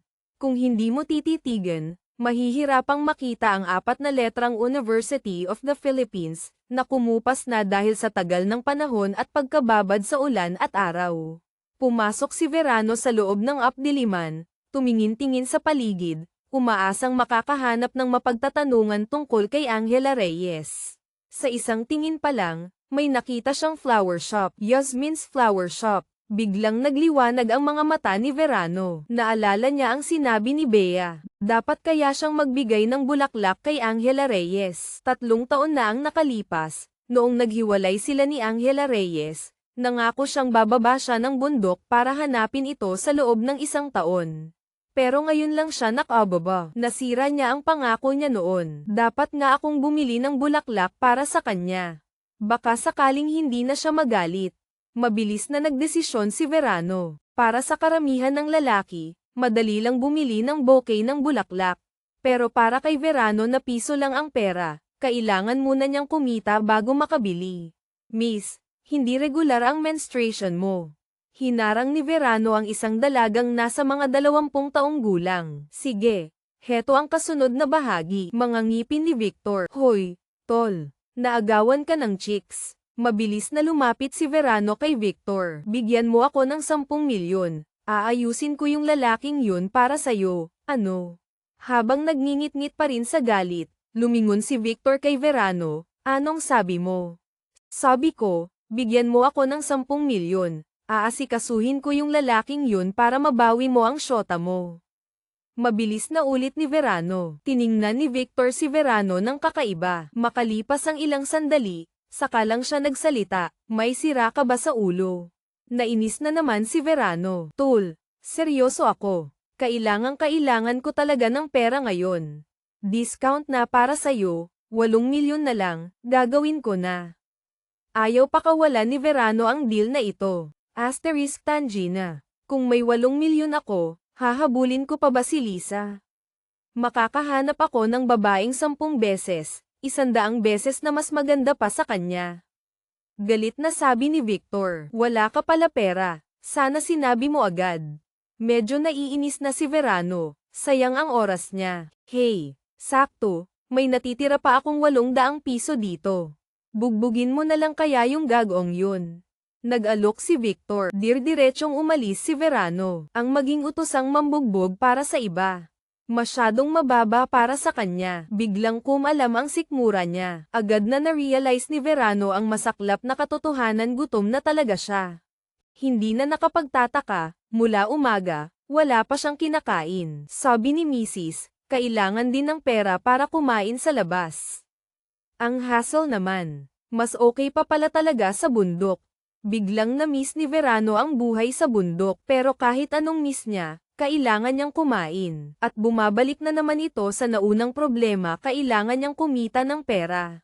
Hasmin, lumabas ka dyan. Isang malakas na sigaw ang nakaagaw ng pansin ni Verano. Nakita niya ang isang binatang may dilaw na buhok na nakatayo sa labas ng Jasmine's Flower Shop.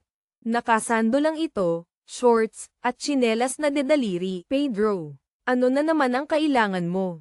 Isang babae ang lumabas mula sa loob ng shop. Nasa mga 24 o 5 ang edad nito, maitim ang buhok, maputi ang balat, at may hubog na katawan na kitang-kita ang umbok sa harap at likod. Taglay niya ang isang nakakaakit na mature na aura. Ngunit ngayon, galit na galit ang kanyang mukha. Wala na akong pera. Medyo malaswang tiningnan ni Pedro si Jasmine, at tila may kung anong umaalsa sa bandang ibaba ng kanyang katawan. Kaaabot ko lang sa'yo ng 2,000 nung isang araw, di ba?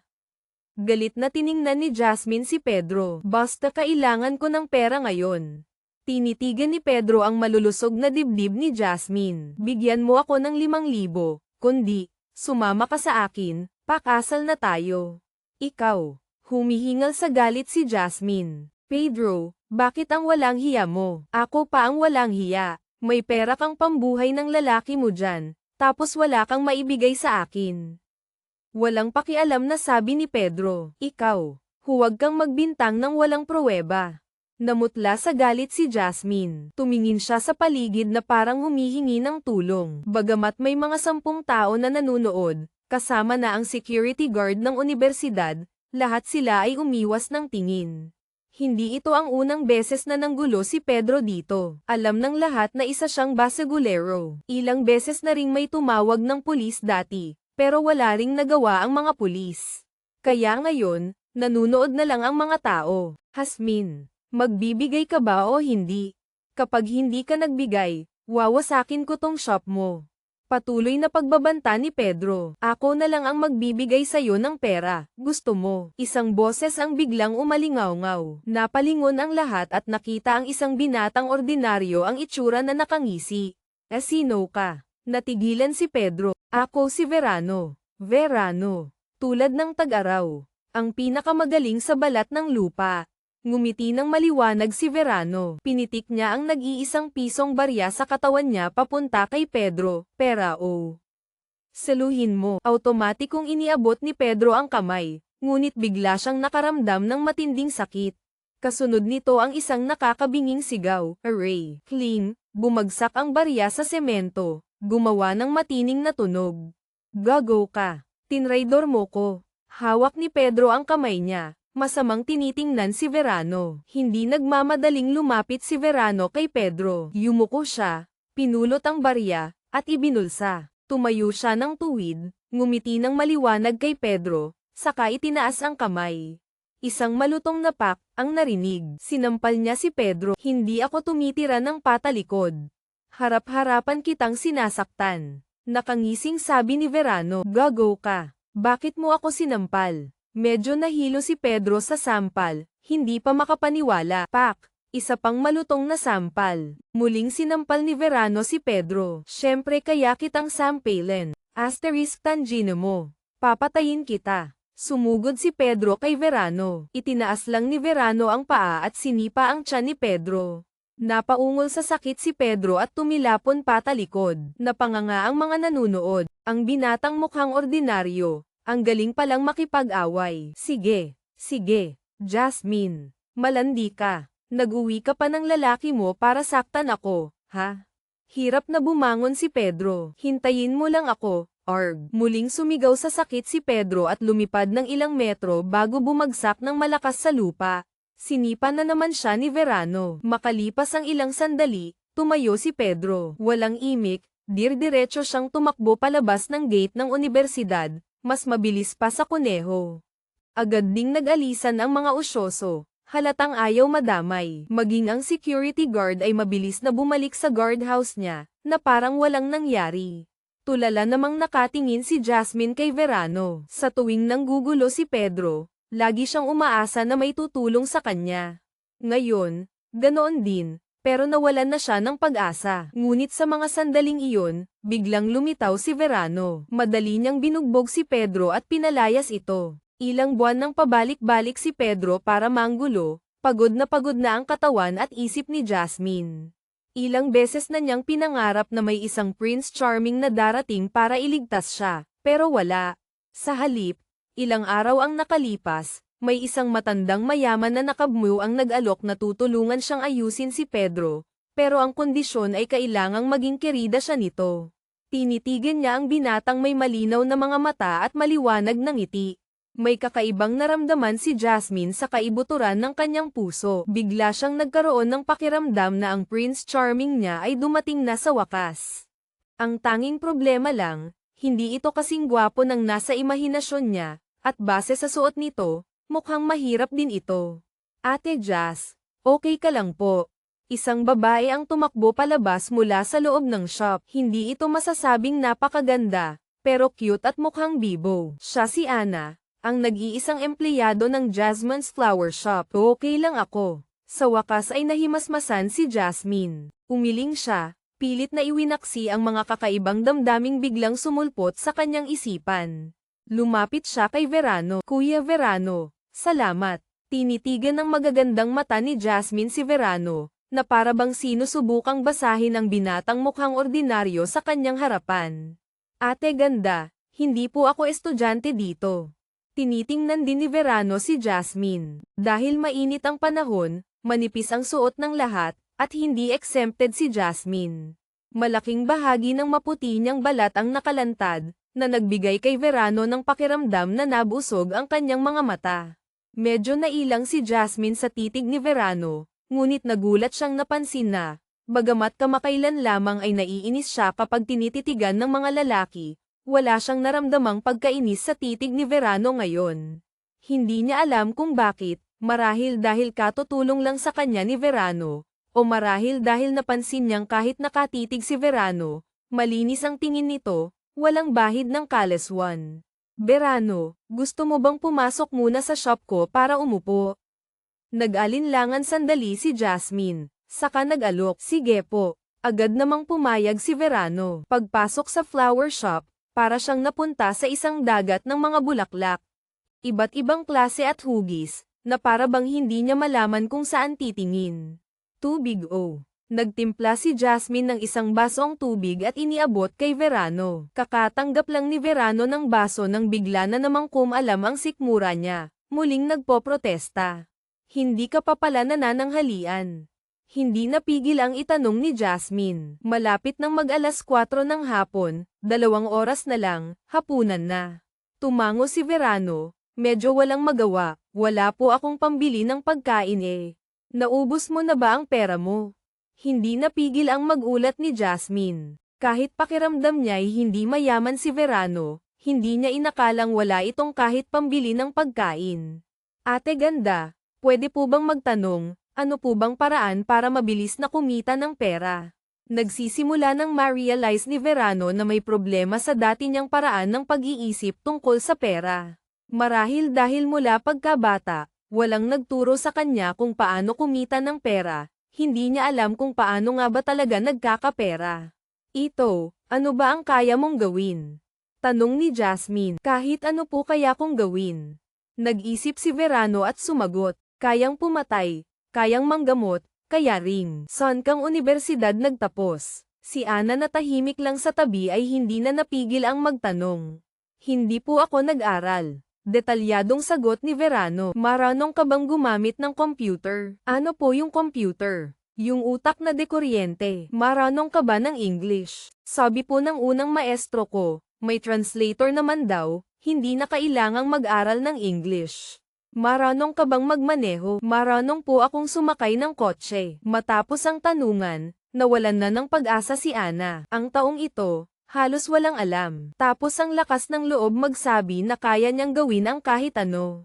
Verano, kung ganyan, mukhang mahihirapan kang kumita ng pera. Mahirap humanap ng trabaho. Medyo sumakit din ang ulo ni Jasmine. Pinagaan na niya ang kanyang sinabi. Sa modernong lipunan ngayon, si Verano, bukod sa pagiging laborer, parang wala nang ibang mapapasukan. Pero sa itsura niyang ito, kahit mag-apply siyang laborer, baka wala ring tumanggap. Ganoon po ba? Medyo nadismaya si Verano. Ibig sabihin, kailangan niya talagang umasa na lang. Ate Jazz, sa totoo lang po, may trabaho tayo ditong bagay sa kanya. Pabulong na sabi ni Ana. Oo nga pala. Ana, buti pinaalala mo. Agad na naisip ni Jasmine. Oo nga. Mayroon nga siyang trabahong bagay kay Verano. Maganda naman ang kita ng Jasmine's Flower Shop. Ang Updiliman ay may halos 100,000 estudyante, at katabi nito ay isang ospital, ang Philippine Heart Center. Malaki ang potensyal na market. Dati, may 2 empleyado ang shop, isang lalaki at isang babae, isa ang nagbabantay, isa ang nagde-deliver.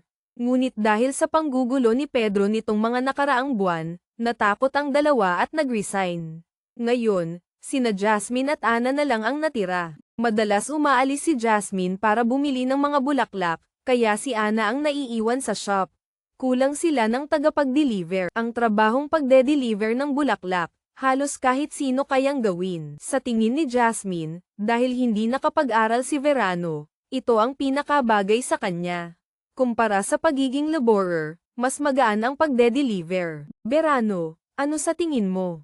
Ipinaliwanag ng mabuti ni Jasmine ang trabaho kay Verano bago nagtanong. Hindi kita mabibigyan ng mataas na sweldo sa ngayon. Pansamantala, 1,000 piso kada buwan. Pero sagot ko ang pagkain at tirahan mo. Kung kailangan mo talaga ng pera ngayon, pwede kitang bigyan ng 1 buwang advance.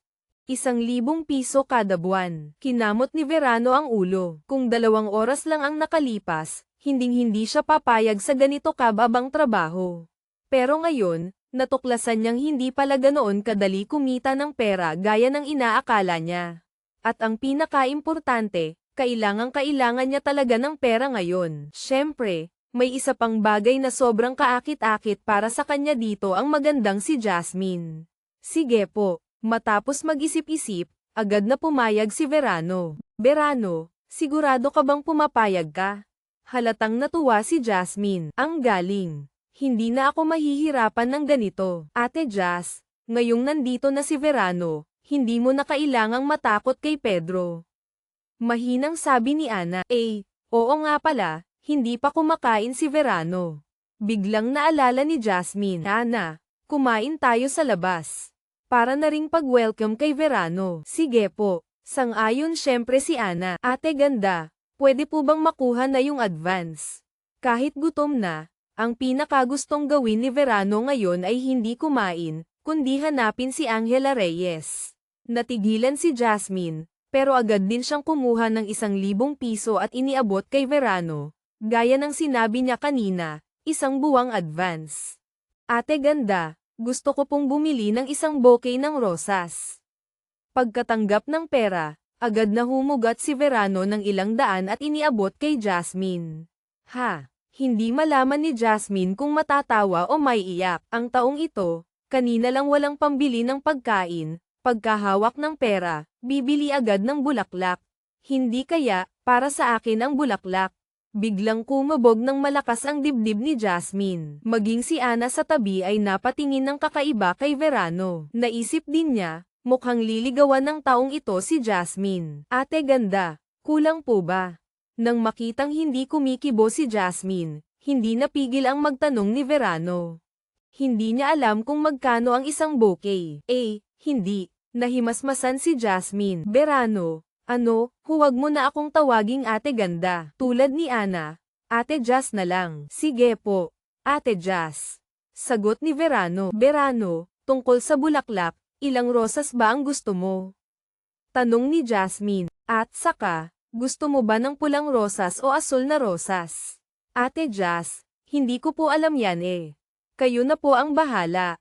Totoong walang alam si Verano tungkol dito. Kung ganoon, para ba to sa girlfriend mo o? Habang tinatanong ito ni Jasmine, nakaramdam siya ng kaunting kaba. Para po sa asawa ko. Mabilis na sagot ni Verano. May asawa na siya. Agad na nakaramdam ng kaunting pagkadismaya si Jasmine. Ngunit, may kaunti pa ring pagdududa sa kanyang isipan. Halata namang mukhang wala pang 20 anyos ito, paanong nagkaasawa na? Si Ana naman sa tabi ay diretsong nagtanong, ilang taon ka na ba? Bakit may asawa ka na? 19 na po. Medyo mayabang na sabi ni Verano. 3 taon pa lang po ako, may asawa na ako. 3 taon may asawa na. Natigilan muna si Jasmine, saka napahagikik. Verano, sino namang niloloko mo? Hindi nagpaliwanag si Verano, bamulong lang sa sarili. Totoo namang pumayag si Diwatang ate na maging asawa ko noong 3 taon ako. Verano, 19 ka pa lang, paanong nagkaasawa ka na? Sabi rin ni Ana sa tabi. Pinakamataas na niyan, girlfriend mo lang. Hindi po girlfriend, asawa. Seryosong pagtatama ni Verano. Nagpakasal na po kami. Nagpakasal. Hindi napigil ang humadyakat ni Ana. Verano, ang galing mo namang magbiro. Sa panahon ngayon, may nagpapakasal pa ba ng ganyan? 19 ka pa lang, hindi ka pa pwedeng ikasal. Ana, hindi rin naman sigurado yan. Sa maraming lugar, basta pumayag ang mga magulang at nagkaroon ng handaan, kahit hindi opisyal na kasal, walang marriage contract, hindi na pwedeng bawiin. Naging malungkot ang mukha ni Jasmine, mahinang nagsalita. Sorry po Ate Jas, nakalimutan ko po yung sa inyo.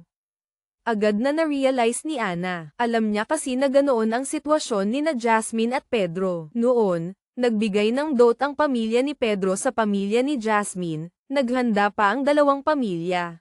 Kahit tumakas si Jasmine noon at hindi sila nagpakasal sa huwes, sa mata ng mga taga-baryo nila, asawa na ni Pedro si Jasmine. Ito rin ang dahilan kung bakit walang magawa ang pulis sa tuwing nanggugulo si Pedro, sa mata nila, away pamilya lang ito. Hanggat hindi gumagawa ng sobrang grabe si Pedro, pakikipag-ayos lang ang magagawa nila. Hindi alam ni Verano ang mga ito, pero sang-ayon siya sa sinabi ni Jasmine. Tumango siya bilang pagsang-ayon. Tama po, si Angela, 3 taon na ang nakalipas, asawa ko na siya. Nag-inuman pa nga kami ng alak mula sa iisang baso. Angela. Medyo nagulat si Ana. Angela pala ang pangalan ng asawa mo. Opo. Angela Reyes po ang pangalan niya. Tumango si Verano. Itong bouquet, para po sa kanya. Biglang tumahimik ang flower shop. Si Jasmine at Ana ay parehong tumingin kay Verano nang may kakaibang ekspresyon. Hikik. Makalipas ang ilang sandali, napahagikik si Jasmine. Verano, ang kawela mo naman. Sabi ko na nga ba, Verano. Sa sobrang seryoso ng itsura mo, muntik na akong maniwala. Nako naman, kung si Angela Reyes ang asawa mo, edi si Bill Gates na ang asawa ko. Sino po si Bill Gates? Hindi napigil ang itanong ni Verano. Si Bill Gates. Siya lang naman ang pinakamayaman sa buong mundo. Nakangising sabi ni Ana. Pangarap ko ring maging asawa niya. Medyo nainis si Verano. Naintindihan na niya. Hindi talaga sila naniniwalang asawa niya si Angela Reyes. Katulad ni Bea sa kotse kanina. Sige. Heto ang pagpapatuloy ng kwento. Si Angela Reyes. Asawa ko talaga. Hindi napigil ang ulitin ni Verano. Hay nako, Verano, kung totoong asawa mo siya, hindi ka pupunta dito para hanapin siya. Napangiti si Ana. Summer break na sa up 1 linggo na ang nakalipas. Matagal nang umalis si Angela Reyes. Kung totoong ang asawa mo siya, imposible namang hindi niya sinabi yan sa'yo, di ba? Totoo ba ang sinasabi mo? Bahagyang nagbago ang ekspresyon ni Verano. Wala na si Angela sa unibersidad. Siyempre totoo. Kung ayaw mong maniwala, magtanong-tanong ka. Si Angela Reyes ang pinakasikat na tao dito sa UP. Walang hindi nakakakilala sa kanya. Walang pakialam na sabi ni Ana. Natural na hindi siya naniniwalang may relasyon si Angela Reyes at si Verano. Kahit na medyo maganda ang impresyon niya kay Verano, ang taong ito ay sobrang hirap na wala man lang pambili ng pagkain, samantalang si Angela Reyes, kahit estudyante pa lang, bilyonaryo na. Magkaibang-magkaiba ang mundo nila, paanong magkakaroon ng relasyon? Nako, wala na pala siya sa unibersidad. Saan ko naman siya hahanapin ngayon? Pabulong na sabi ni Verano sa sarili. Hindi niya sinabi sa akin kung saan ang bahay nila. Verano. Hayaan mo na. Maraming nagkakagusto kay Angela Reyes dito sa mundo. Dito pa lang sa UP, kung hindi 10,000, nasa 8,000 sila.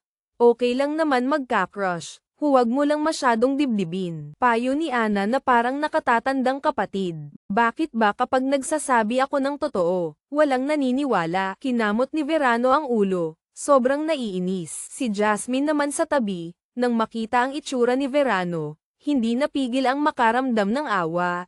Verano, bakit hindi mo tawagan si Angela Reyes? Oo nga, tawagan. Tila nagliwanag ang mga mata ni Verano, pero agad din niyang naalala wala pala siyang numero ni Angela Reyes. Dahil sa bundok, walang signal. Hindi rin naisip ni Angela Reyes na makipag-ugnayan sa kanya sa telepono. Ate Jazz, alam niyo po ba ang number ni Angela? Wala nang nagawa si Verano kundi magtanong. Napabuntong hininga si Jasmine sa isip. Sa mga sandaling ito, tuluyan na siyang nakumbinsi na walang talaga silang relasyon ni Angela Reyes. Kung meron, imposibleng hindi niya alam kahit man lang ang numero nito. Verano, iilan lang ang nakakaalam ng personal na numero ni Angela Reyes.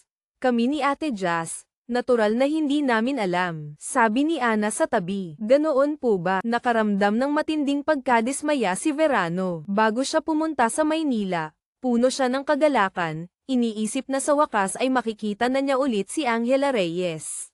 Ilang beses nitong sinabi sa kanya na mas masaya ang mundo sa labas kaysa sa bundok. Kapag nakalabas na siya, Dadalhin daw siya nito sa maraming lugar at gagawa sila ng mga bagay na mas exciting kaysa sa bundok. Inilarawan din nito ang mundo sa labas, kaya sa loob ng 3 taon, gustong-gusto na niyang lumabas. Sa loob ng 3 taon, maraming beses siyang nagtangkang bumaba ng bundok, pero laging pinipigilan ng 3 niyang maestro. Sa sobrang inis, gumawa siya ng isang bagay na hindi na nakayanan ng 3 maestro, kaya sa wakas ay pumayag na silang paalisin siya. Pero hindi niya inaasahan na ang mundo sa labas ay hindi pala tulad ng nasa isip niya. Walang naniniwala sa kanya, ang hirap kumita ng pera, at ang pinakamasaklap, hindi niya mahanap si Angela Reyes. Verano, huwag kang malungkot, mahigit 1 buwan na lang naman, magpapasok ka na ulit sa UP. Siguradong babalik din si Angela Reyes noon. Hindi napigil ang pag-aanin ni Jasmine ang loob ni Verano. Kahit pakiramdam niya'y one-sided love lang ito, gusto pa rin niyang bigyan ito ng kaunting pag-asa. Talaga po, sumigla ang loob ni Verano, tumingala siya kay Jasmine. Sinasabi niyo pong babalik pa si Angela dito. Siyempre, hindi pa naman siya tapos mag-aral. Sa pasukan sa Setyembre, babalik yun. Medyo nagtatakang tiningnan ni Jasmine si Verano. Bakit parang kahit ang simpleng bagay na ito ay hindi niya alam? Kung ganoon, mabuti. Agad na gamaan ulit ang pakiramdam ni Verano. 3 taon na rin naman siyang hindi nakikita si Angela Reyes. Ano ba naman ang maghintay pa ng 1 buwan? Napabulong naman si Ana sa sarili. Hay nako, itong lalaking to, hindi pa rin talaga sumusuko. Dahil wala si Angela Reyes, isinantabi muna ni Verano ang paghahanap dito. Isinara ni Jasmine ang flower shop, sinabing welcome nila si Verano. Pumunta silang 3 sa isang kainan na ang pangalan ay Estudyante Meals, press yung abot kaya. Halata namang ang target market dito ay mga estudyante. Nasa loob din ito ng compound ng UP. Dahil maaga pa at summer break, iilan lang ang estudyanteng naiwan sa campus kaya medyo tahimik ang kainan. Bukod sa mesa ni Verano, may isa pang mesa na may magkasintahan. Kakaiba ang magkasintahang ito, sa ganitong init ng panahon, nagho-hotpot sila. Ang init, reklamo ni Ana, kahit naka-aircon sa loob, sa ganitong klase ng panahon, parang hindi gaanong gumagana ang aircon. Kahit malapit ng mag-alas 5, parang hindi pa rin bumababa ang temperatura, sobrang init pa rin. Ano pong order nila? Tamad na lumapit ang waiter. Walang customer, mainit ang panahon, natural na wala ring gana ang waiter. 3 iced coke muna, sabi ni Jasmine habang kinukuha ang menu. Mabilis na dumating ang iced coke, agad na tinungga ni Ana ang kalahati ng baso niya. Verano, anong gusto mong kainin? Tanong ni Jasmine. Kahit ano po, lobster, adobong ibon, adobong sawa, kalderetang kambing, okay na po yun. Sagot ni Verano na parang wala lang. Pak, naibuga ni Ana ang iniinom niyang coke. Buti na lang walang tao sa tapat niya. Hindi malaman ni Jasmine kung matatawa o may iyak. Ito ba ang tinatawag na kahit ano? Pasensya na po, yung mga gusto ninyo. Wala po kami niyan dito.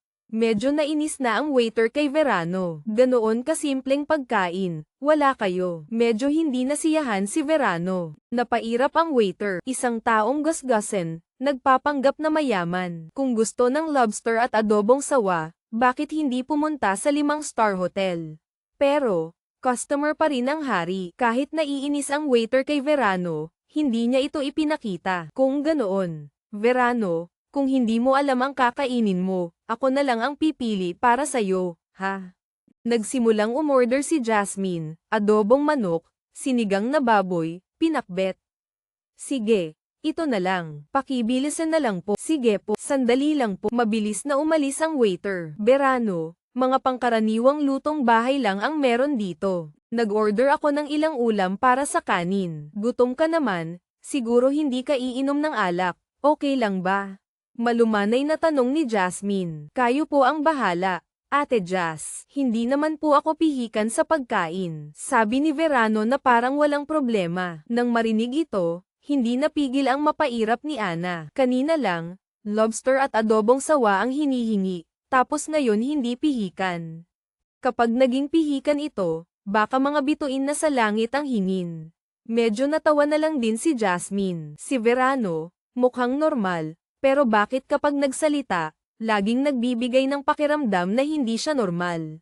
Dahil kaunti lang ang tao, mabilis na naihain ang pagkain. Si Verano, isang araw nang walang laman ang tiyan, natural na agad sumabak sa pagkain. Kumain siya na parang gutom na lobo, walang pakialam sa itsura. Ang waiter na naghain ng pagkain ay lihim na napangiwi itong parang patay gutom na nagkatawang tao, gusto pang kumain ng mga mamahaling pagkain. Si Ana naman ay natulala, ang lakas kumain ng taong ito. Silang dalawa ni Jasmine ay mahina ng kumain, at dahil sa init, wala pa silang gana. Kaya halos wala silang nakain. Sa huli, si Verano, hindi lang naubos ang isang kalderong kanin, kundi halos naubos din niya mag-isa ang 7 o 8 ulam. Pati ang isang malaking mangkok ng bulalo ay hinigop niya hanggang maubos. Ho! Busog na rin sa wakas. Masayang hinaplos ni Verano ang tiyan. Bihira akong makakain ng ganitong pagkain dati. Masarap din pala. Ilang araw ka na bang hindi kumakain? Hindi napigil ang itanong ni Ana. Isang araw pa lang naman. Nakangising sabi ni Verano. Sa totoo lang, kaya kung hindi kumain ng 7 araw. Pero kaya ko rin kumain ng pang 7 araw sa isang upuan lang. Kakarampot lang tong kinain ko ngayon. Saan galing tong halimaw na to? Bulong ni Ana sa sarili. 7 araw kakain ng isang beses. Isang kainan para sa 7 araw. Si Jasmine naman ay lalong nakaramdam ng awa. Mukhang madalas pala siyang nagugutom dati. Verano, sa susunod, huwag kang masyadong magpakabusog ng ganyan. Hindi maganda sa katawan. Hindi namamalayang naging mas malambing ang boses ni Jasmine. Simula ngayon, kasama na kita. Madalas akong nagluluto sa bahay, sumabay ka na lang sa akin. Ate Jas, titira po tayo sa iisang bahay. Biglang medyo na-excite si Verano. Oo, umuupo ako ng 2-bedroom na apartment. Dati may kasama akong ibang babae doon, pero nag-resign siya at lumipat na, kaya bakante ngayon ang isang kwarto. Tumango si Jasmine. Ganito na lang, tingnan muna natin yung tirahan. Sa itsura mo, mukhang wala kang dalang gamit. Mamaya, tingnan natin kung anong kailangan mo. Samahan kitang bumili sa supermarket. Sige po, salamat, Ate Jas. Totoong walang dalang kahit ano si Verano, kahit pamalit na damit. Hindi naman sa ayaw niyang magdala, pero hindi siya pinayagan ng 3 maestro niya. Binigyan lang siya ng 1 pisong barya, tapos pinalayas na siya pababa ng bundok. Nagbayad si Jasmine sa waiter, saka isinama si Verano papunta sa tinutuluyan niya. Si Ana naman ay bumalik na sa dormitoryo niya. Dahil bakasyon, matumal din ang benta sa flower shop, kaya nagpa siya si Jasmine na magsara na ng maaga. Nakatira si Jasmine sa isang residential compound na ang pangalan ay Villa Academia, mga 15 minutong lakad mula sa Apdiliman.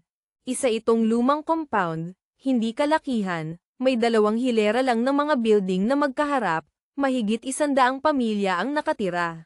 6 na palapag ang taas ng building, walang elevator. Nasa ika-6 na palapag ang unit na inuupahan ni Jasmine dahil mataas, medyo mas mura. 2 kwarto at 1 sala, 8,000 piso lang ang upa kada buwan. Sa lugar na iyon, mura na iyon. Miss Jasmine, ang aga nyo yatang umuwi ngayon. Pagpasok pa lang sa compound, binati agad si Jasmine ng security guard sa gate. Mahigit 1 taon nang nakatira si Jasmine sa compound, at dahil maganda siya, araw-araw siyang nakikita ng guard kaya kilala na siya nito. Oo, pinsan ko ito, kara-rating lang galing probinsya, kaya maaga akong umuwi ngayon. Magandang ngumiti si Jasmine. Kuya Dado, pinsan ko po ito. Titira siya sa akin ng ilang panahon, kaya sinasabi ko lang po sa inyo, baka akalain ninyo kung sino at hindi ninyo papasukin.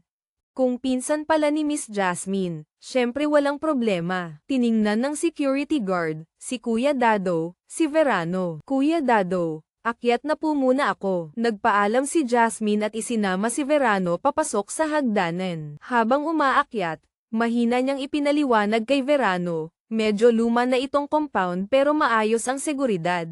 Yung guard, si Kuya Dado ang pangalan niya. Mabait naman siya at responsable. Kilala niya lahat ng nakatira dito. Hindi basta-basta makakapasok ang tagalabas. Sinabi kong pinsan kita para mas madali kang makakalabas-masok. Halatang walang pakialam si Verano kung nagkaroon siya ng pinsan. Syempre, mas gusto niyang sabihin ni Jasmine na asawa niya ito.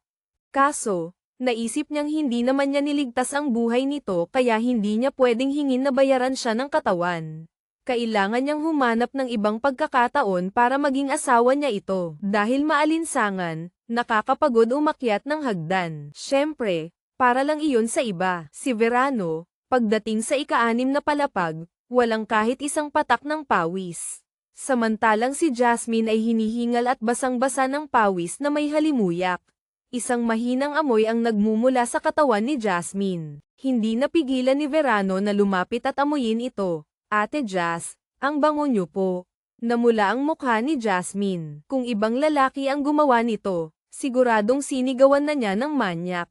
Pero ewan kung bakit, may kakaiba siyang pakiramdam kay Verano. Sa mga sandaling ito, hindi lang siya hindi nagalit, kundi lihim pang natuwa dahil alam niyang gusto ni Verano ang amoy niya. Sa katotohanan, lahat ng lalaki ay magugustuhan ang amoy niya. Kaya lang, ayaw niyang magustuhan siya ng iba. Ang mahinang amoy ng katawan niya ay kinainggitan na ng maraming babae. Ang iba, kapag pinagpawisan, mabaho ang amoy. Siya naman, baliktad. Kapag normal na araw, walang amoy ang katawan niya. Pero kapag nag-ehersisyo siya at pinagpawisan, lumalabas ang mahinang amoy na iyon. At habang damadami ang pawis, lalong bumabango. Ang pawis niya ay masasabing tunay na pabango. Pasok na. Habang nag-iisip ng malalim si Jasmine, nabuksan na niya ang pinto. 2 kwarto at 1 sala, may sariling kusina at banyo. Medyo luma na pero maayos ang pagkaka-renovate. Hindi kalakihan ang sala, may maliit na sofa set, at katapat nito ay isang 20-inch na TV na nakapatong sa rack. Sa isang sulok ay may refrigerator. Dinala ni Jasmine si Verano sa isang kwarto. Dito ka na matutulog, ha? May kama at kumot na. Bagong laban na rin ang kumot. Matapos ipakita ang lahat, napansin ni Jasmine na tahimik lang si Verano kaya hindi niya napigil ang magtanong, anong masasabi mo? Hindi mo ba gusto?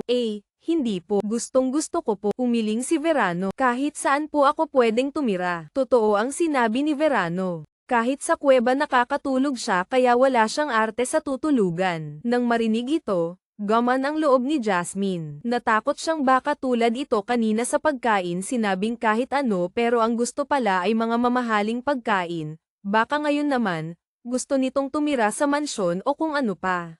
Mabuti naman kung ganoon. Magpahinga ka muna sandali, tapos pupunta tayong supermarket. Pagkasabi nito, akmang lalabas na ng kwarto si Jasmine. Biglang nagsalita si Verano, Ate Jas, matatawag na po ba itong live-in?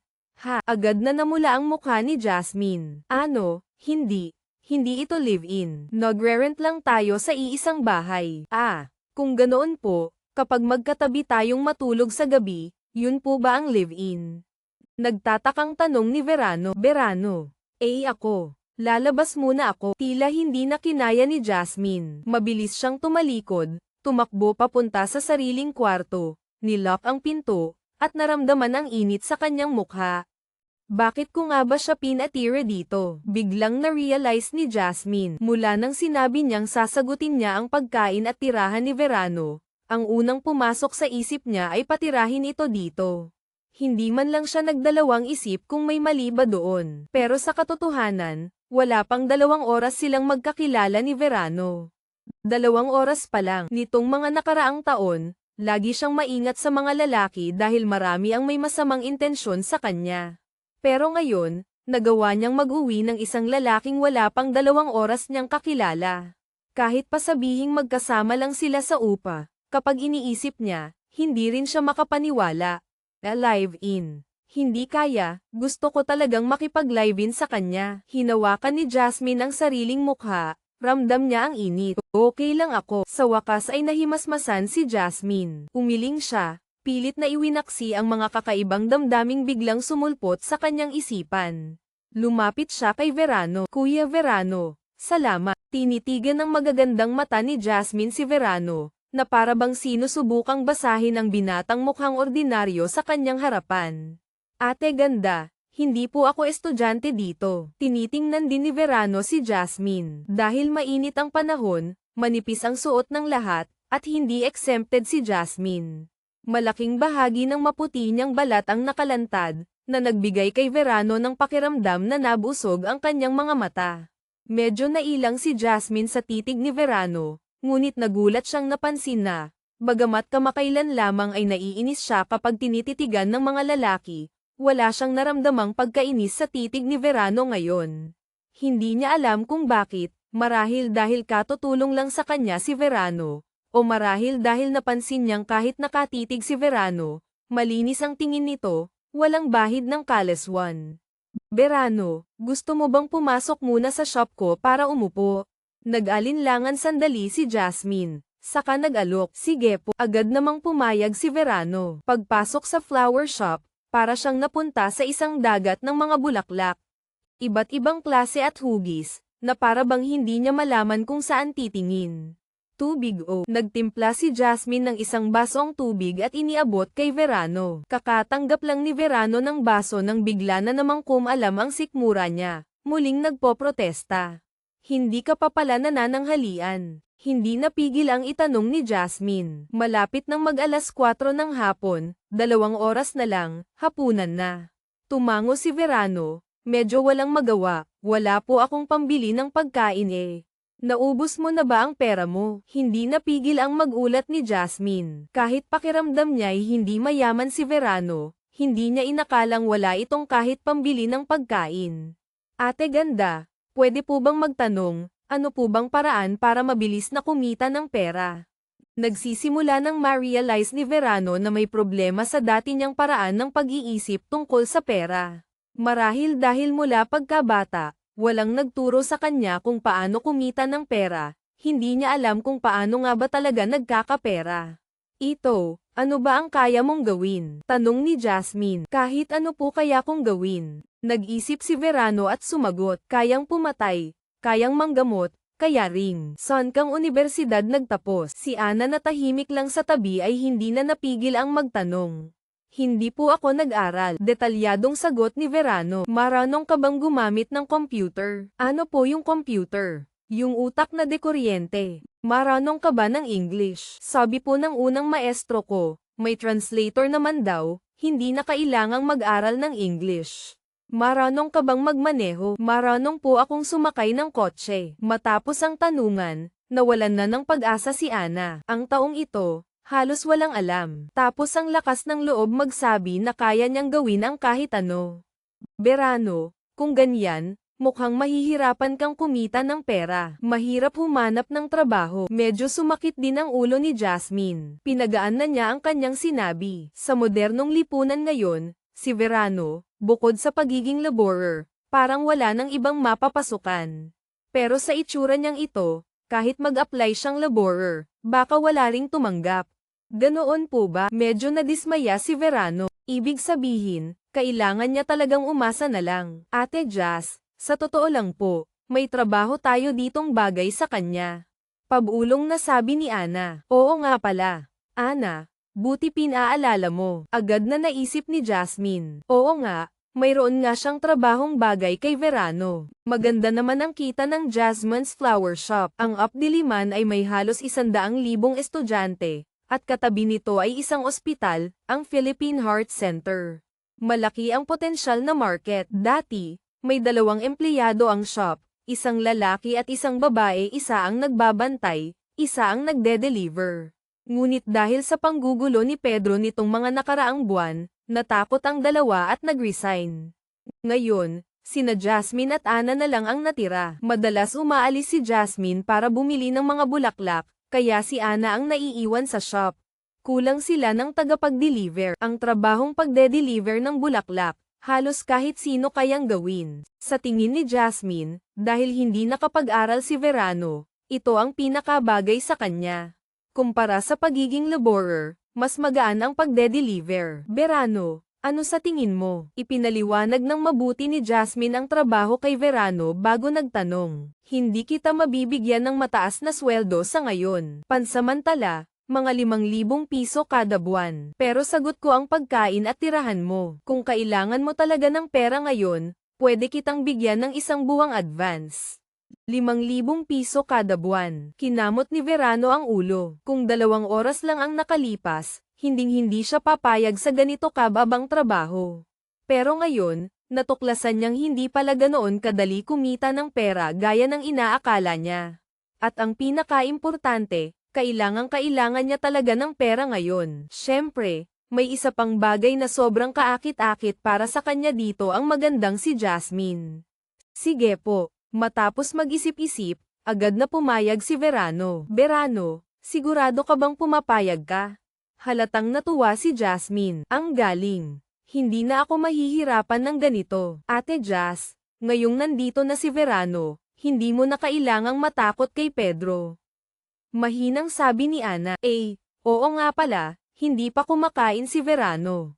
Biglang naalala ni Jasmine. Ana, kumain tayo sa labas.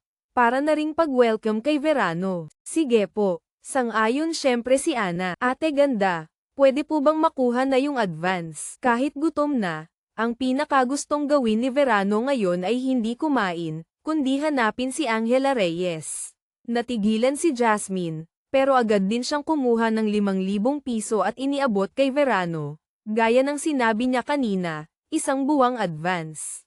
Ate ganda, gusto ko pong bumili ng isang bouquet ng rosas. Pagkatanggap ng pera, agad na humugat si Verano ng ilang daang piso at iniabot kay Jasmine.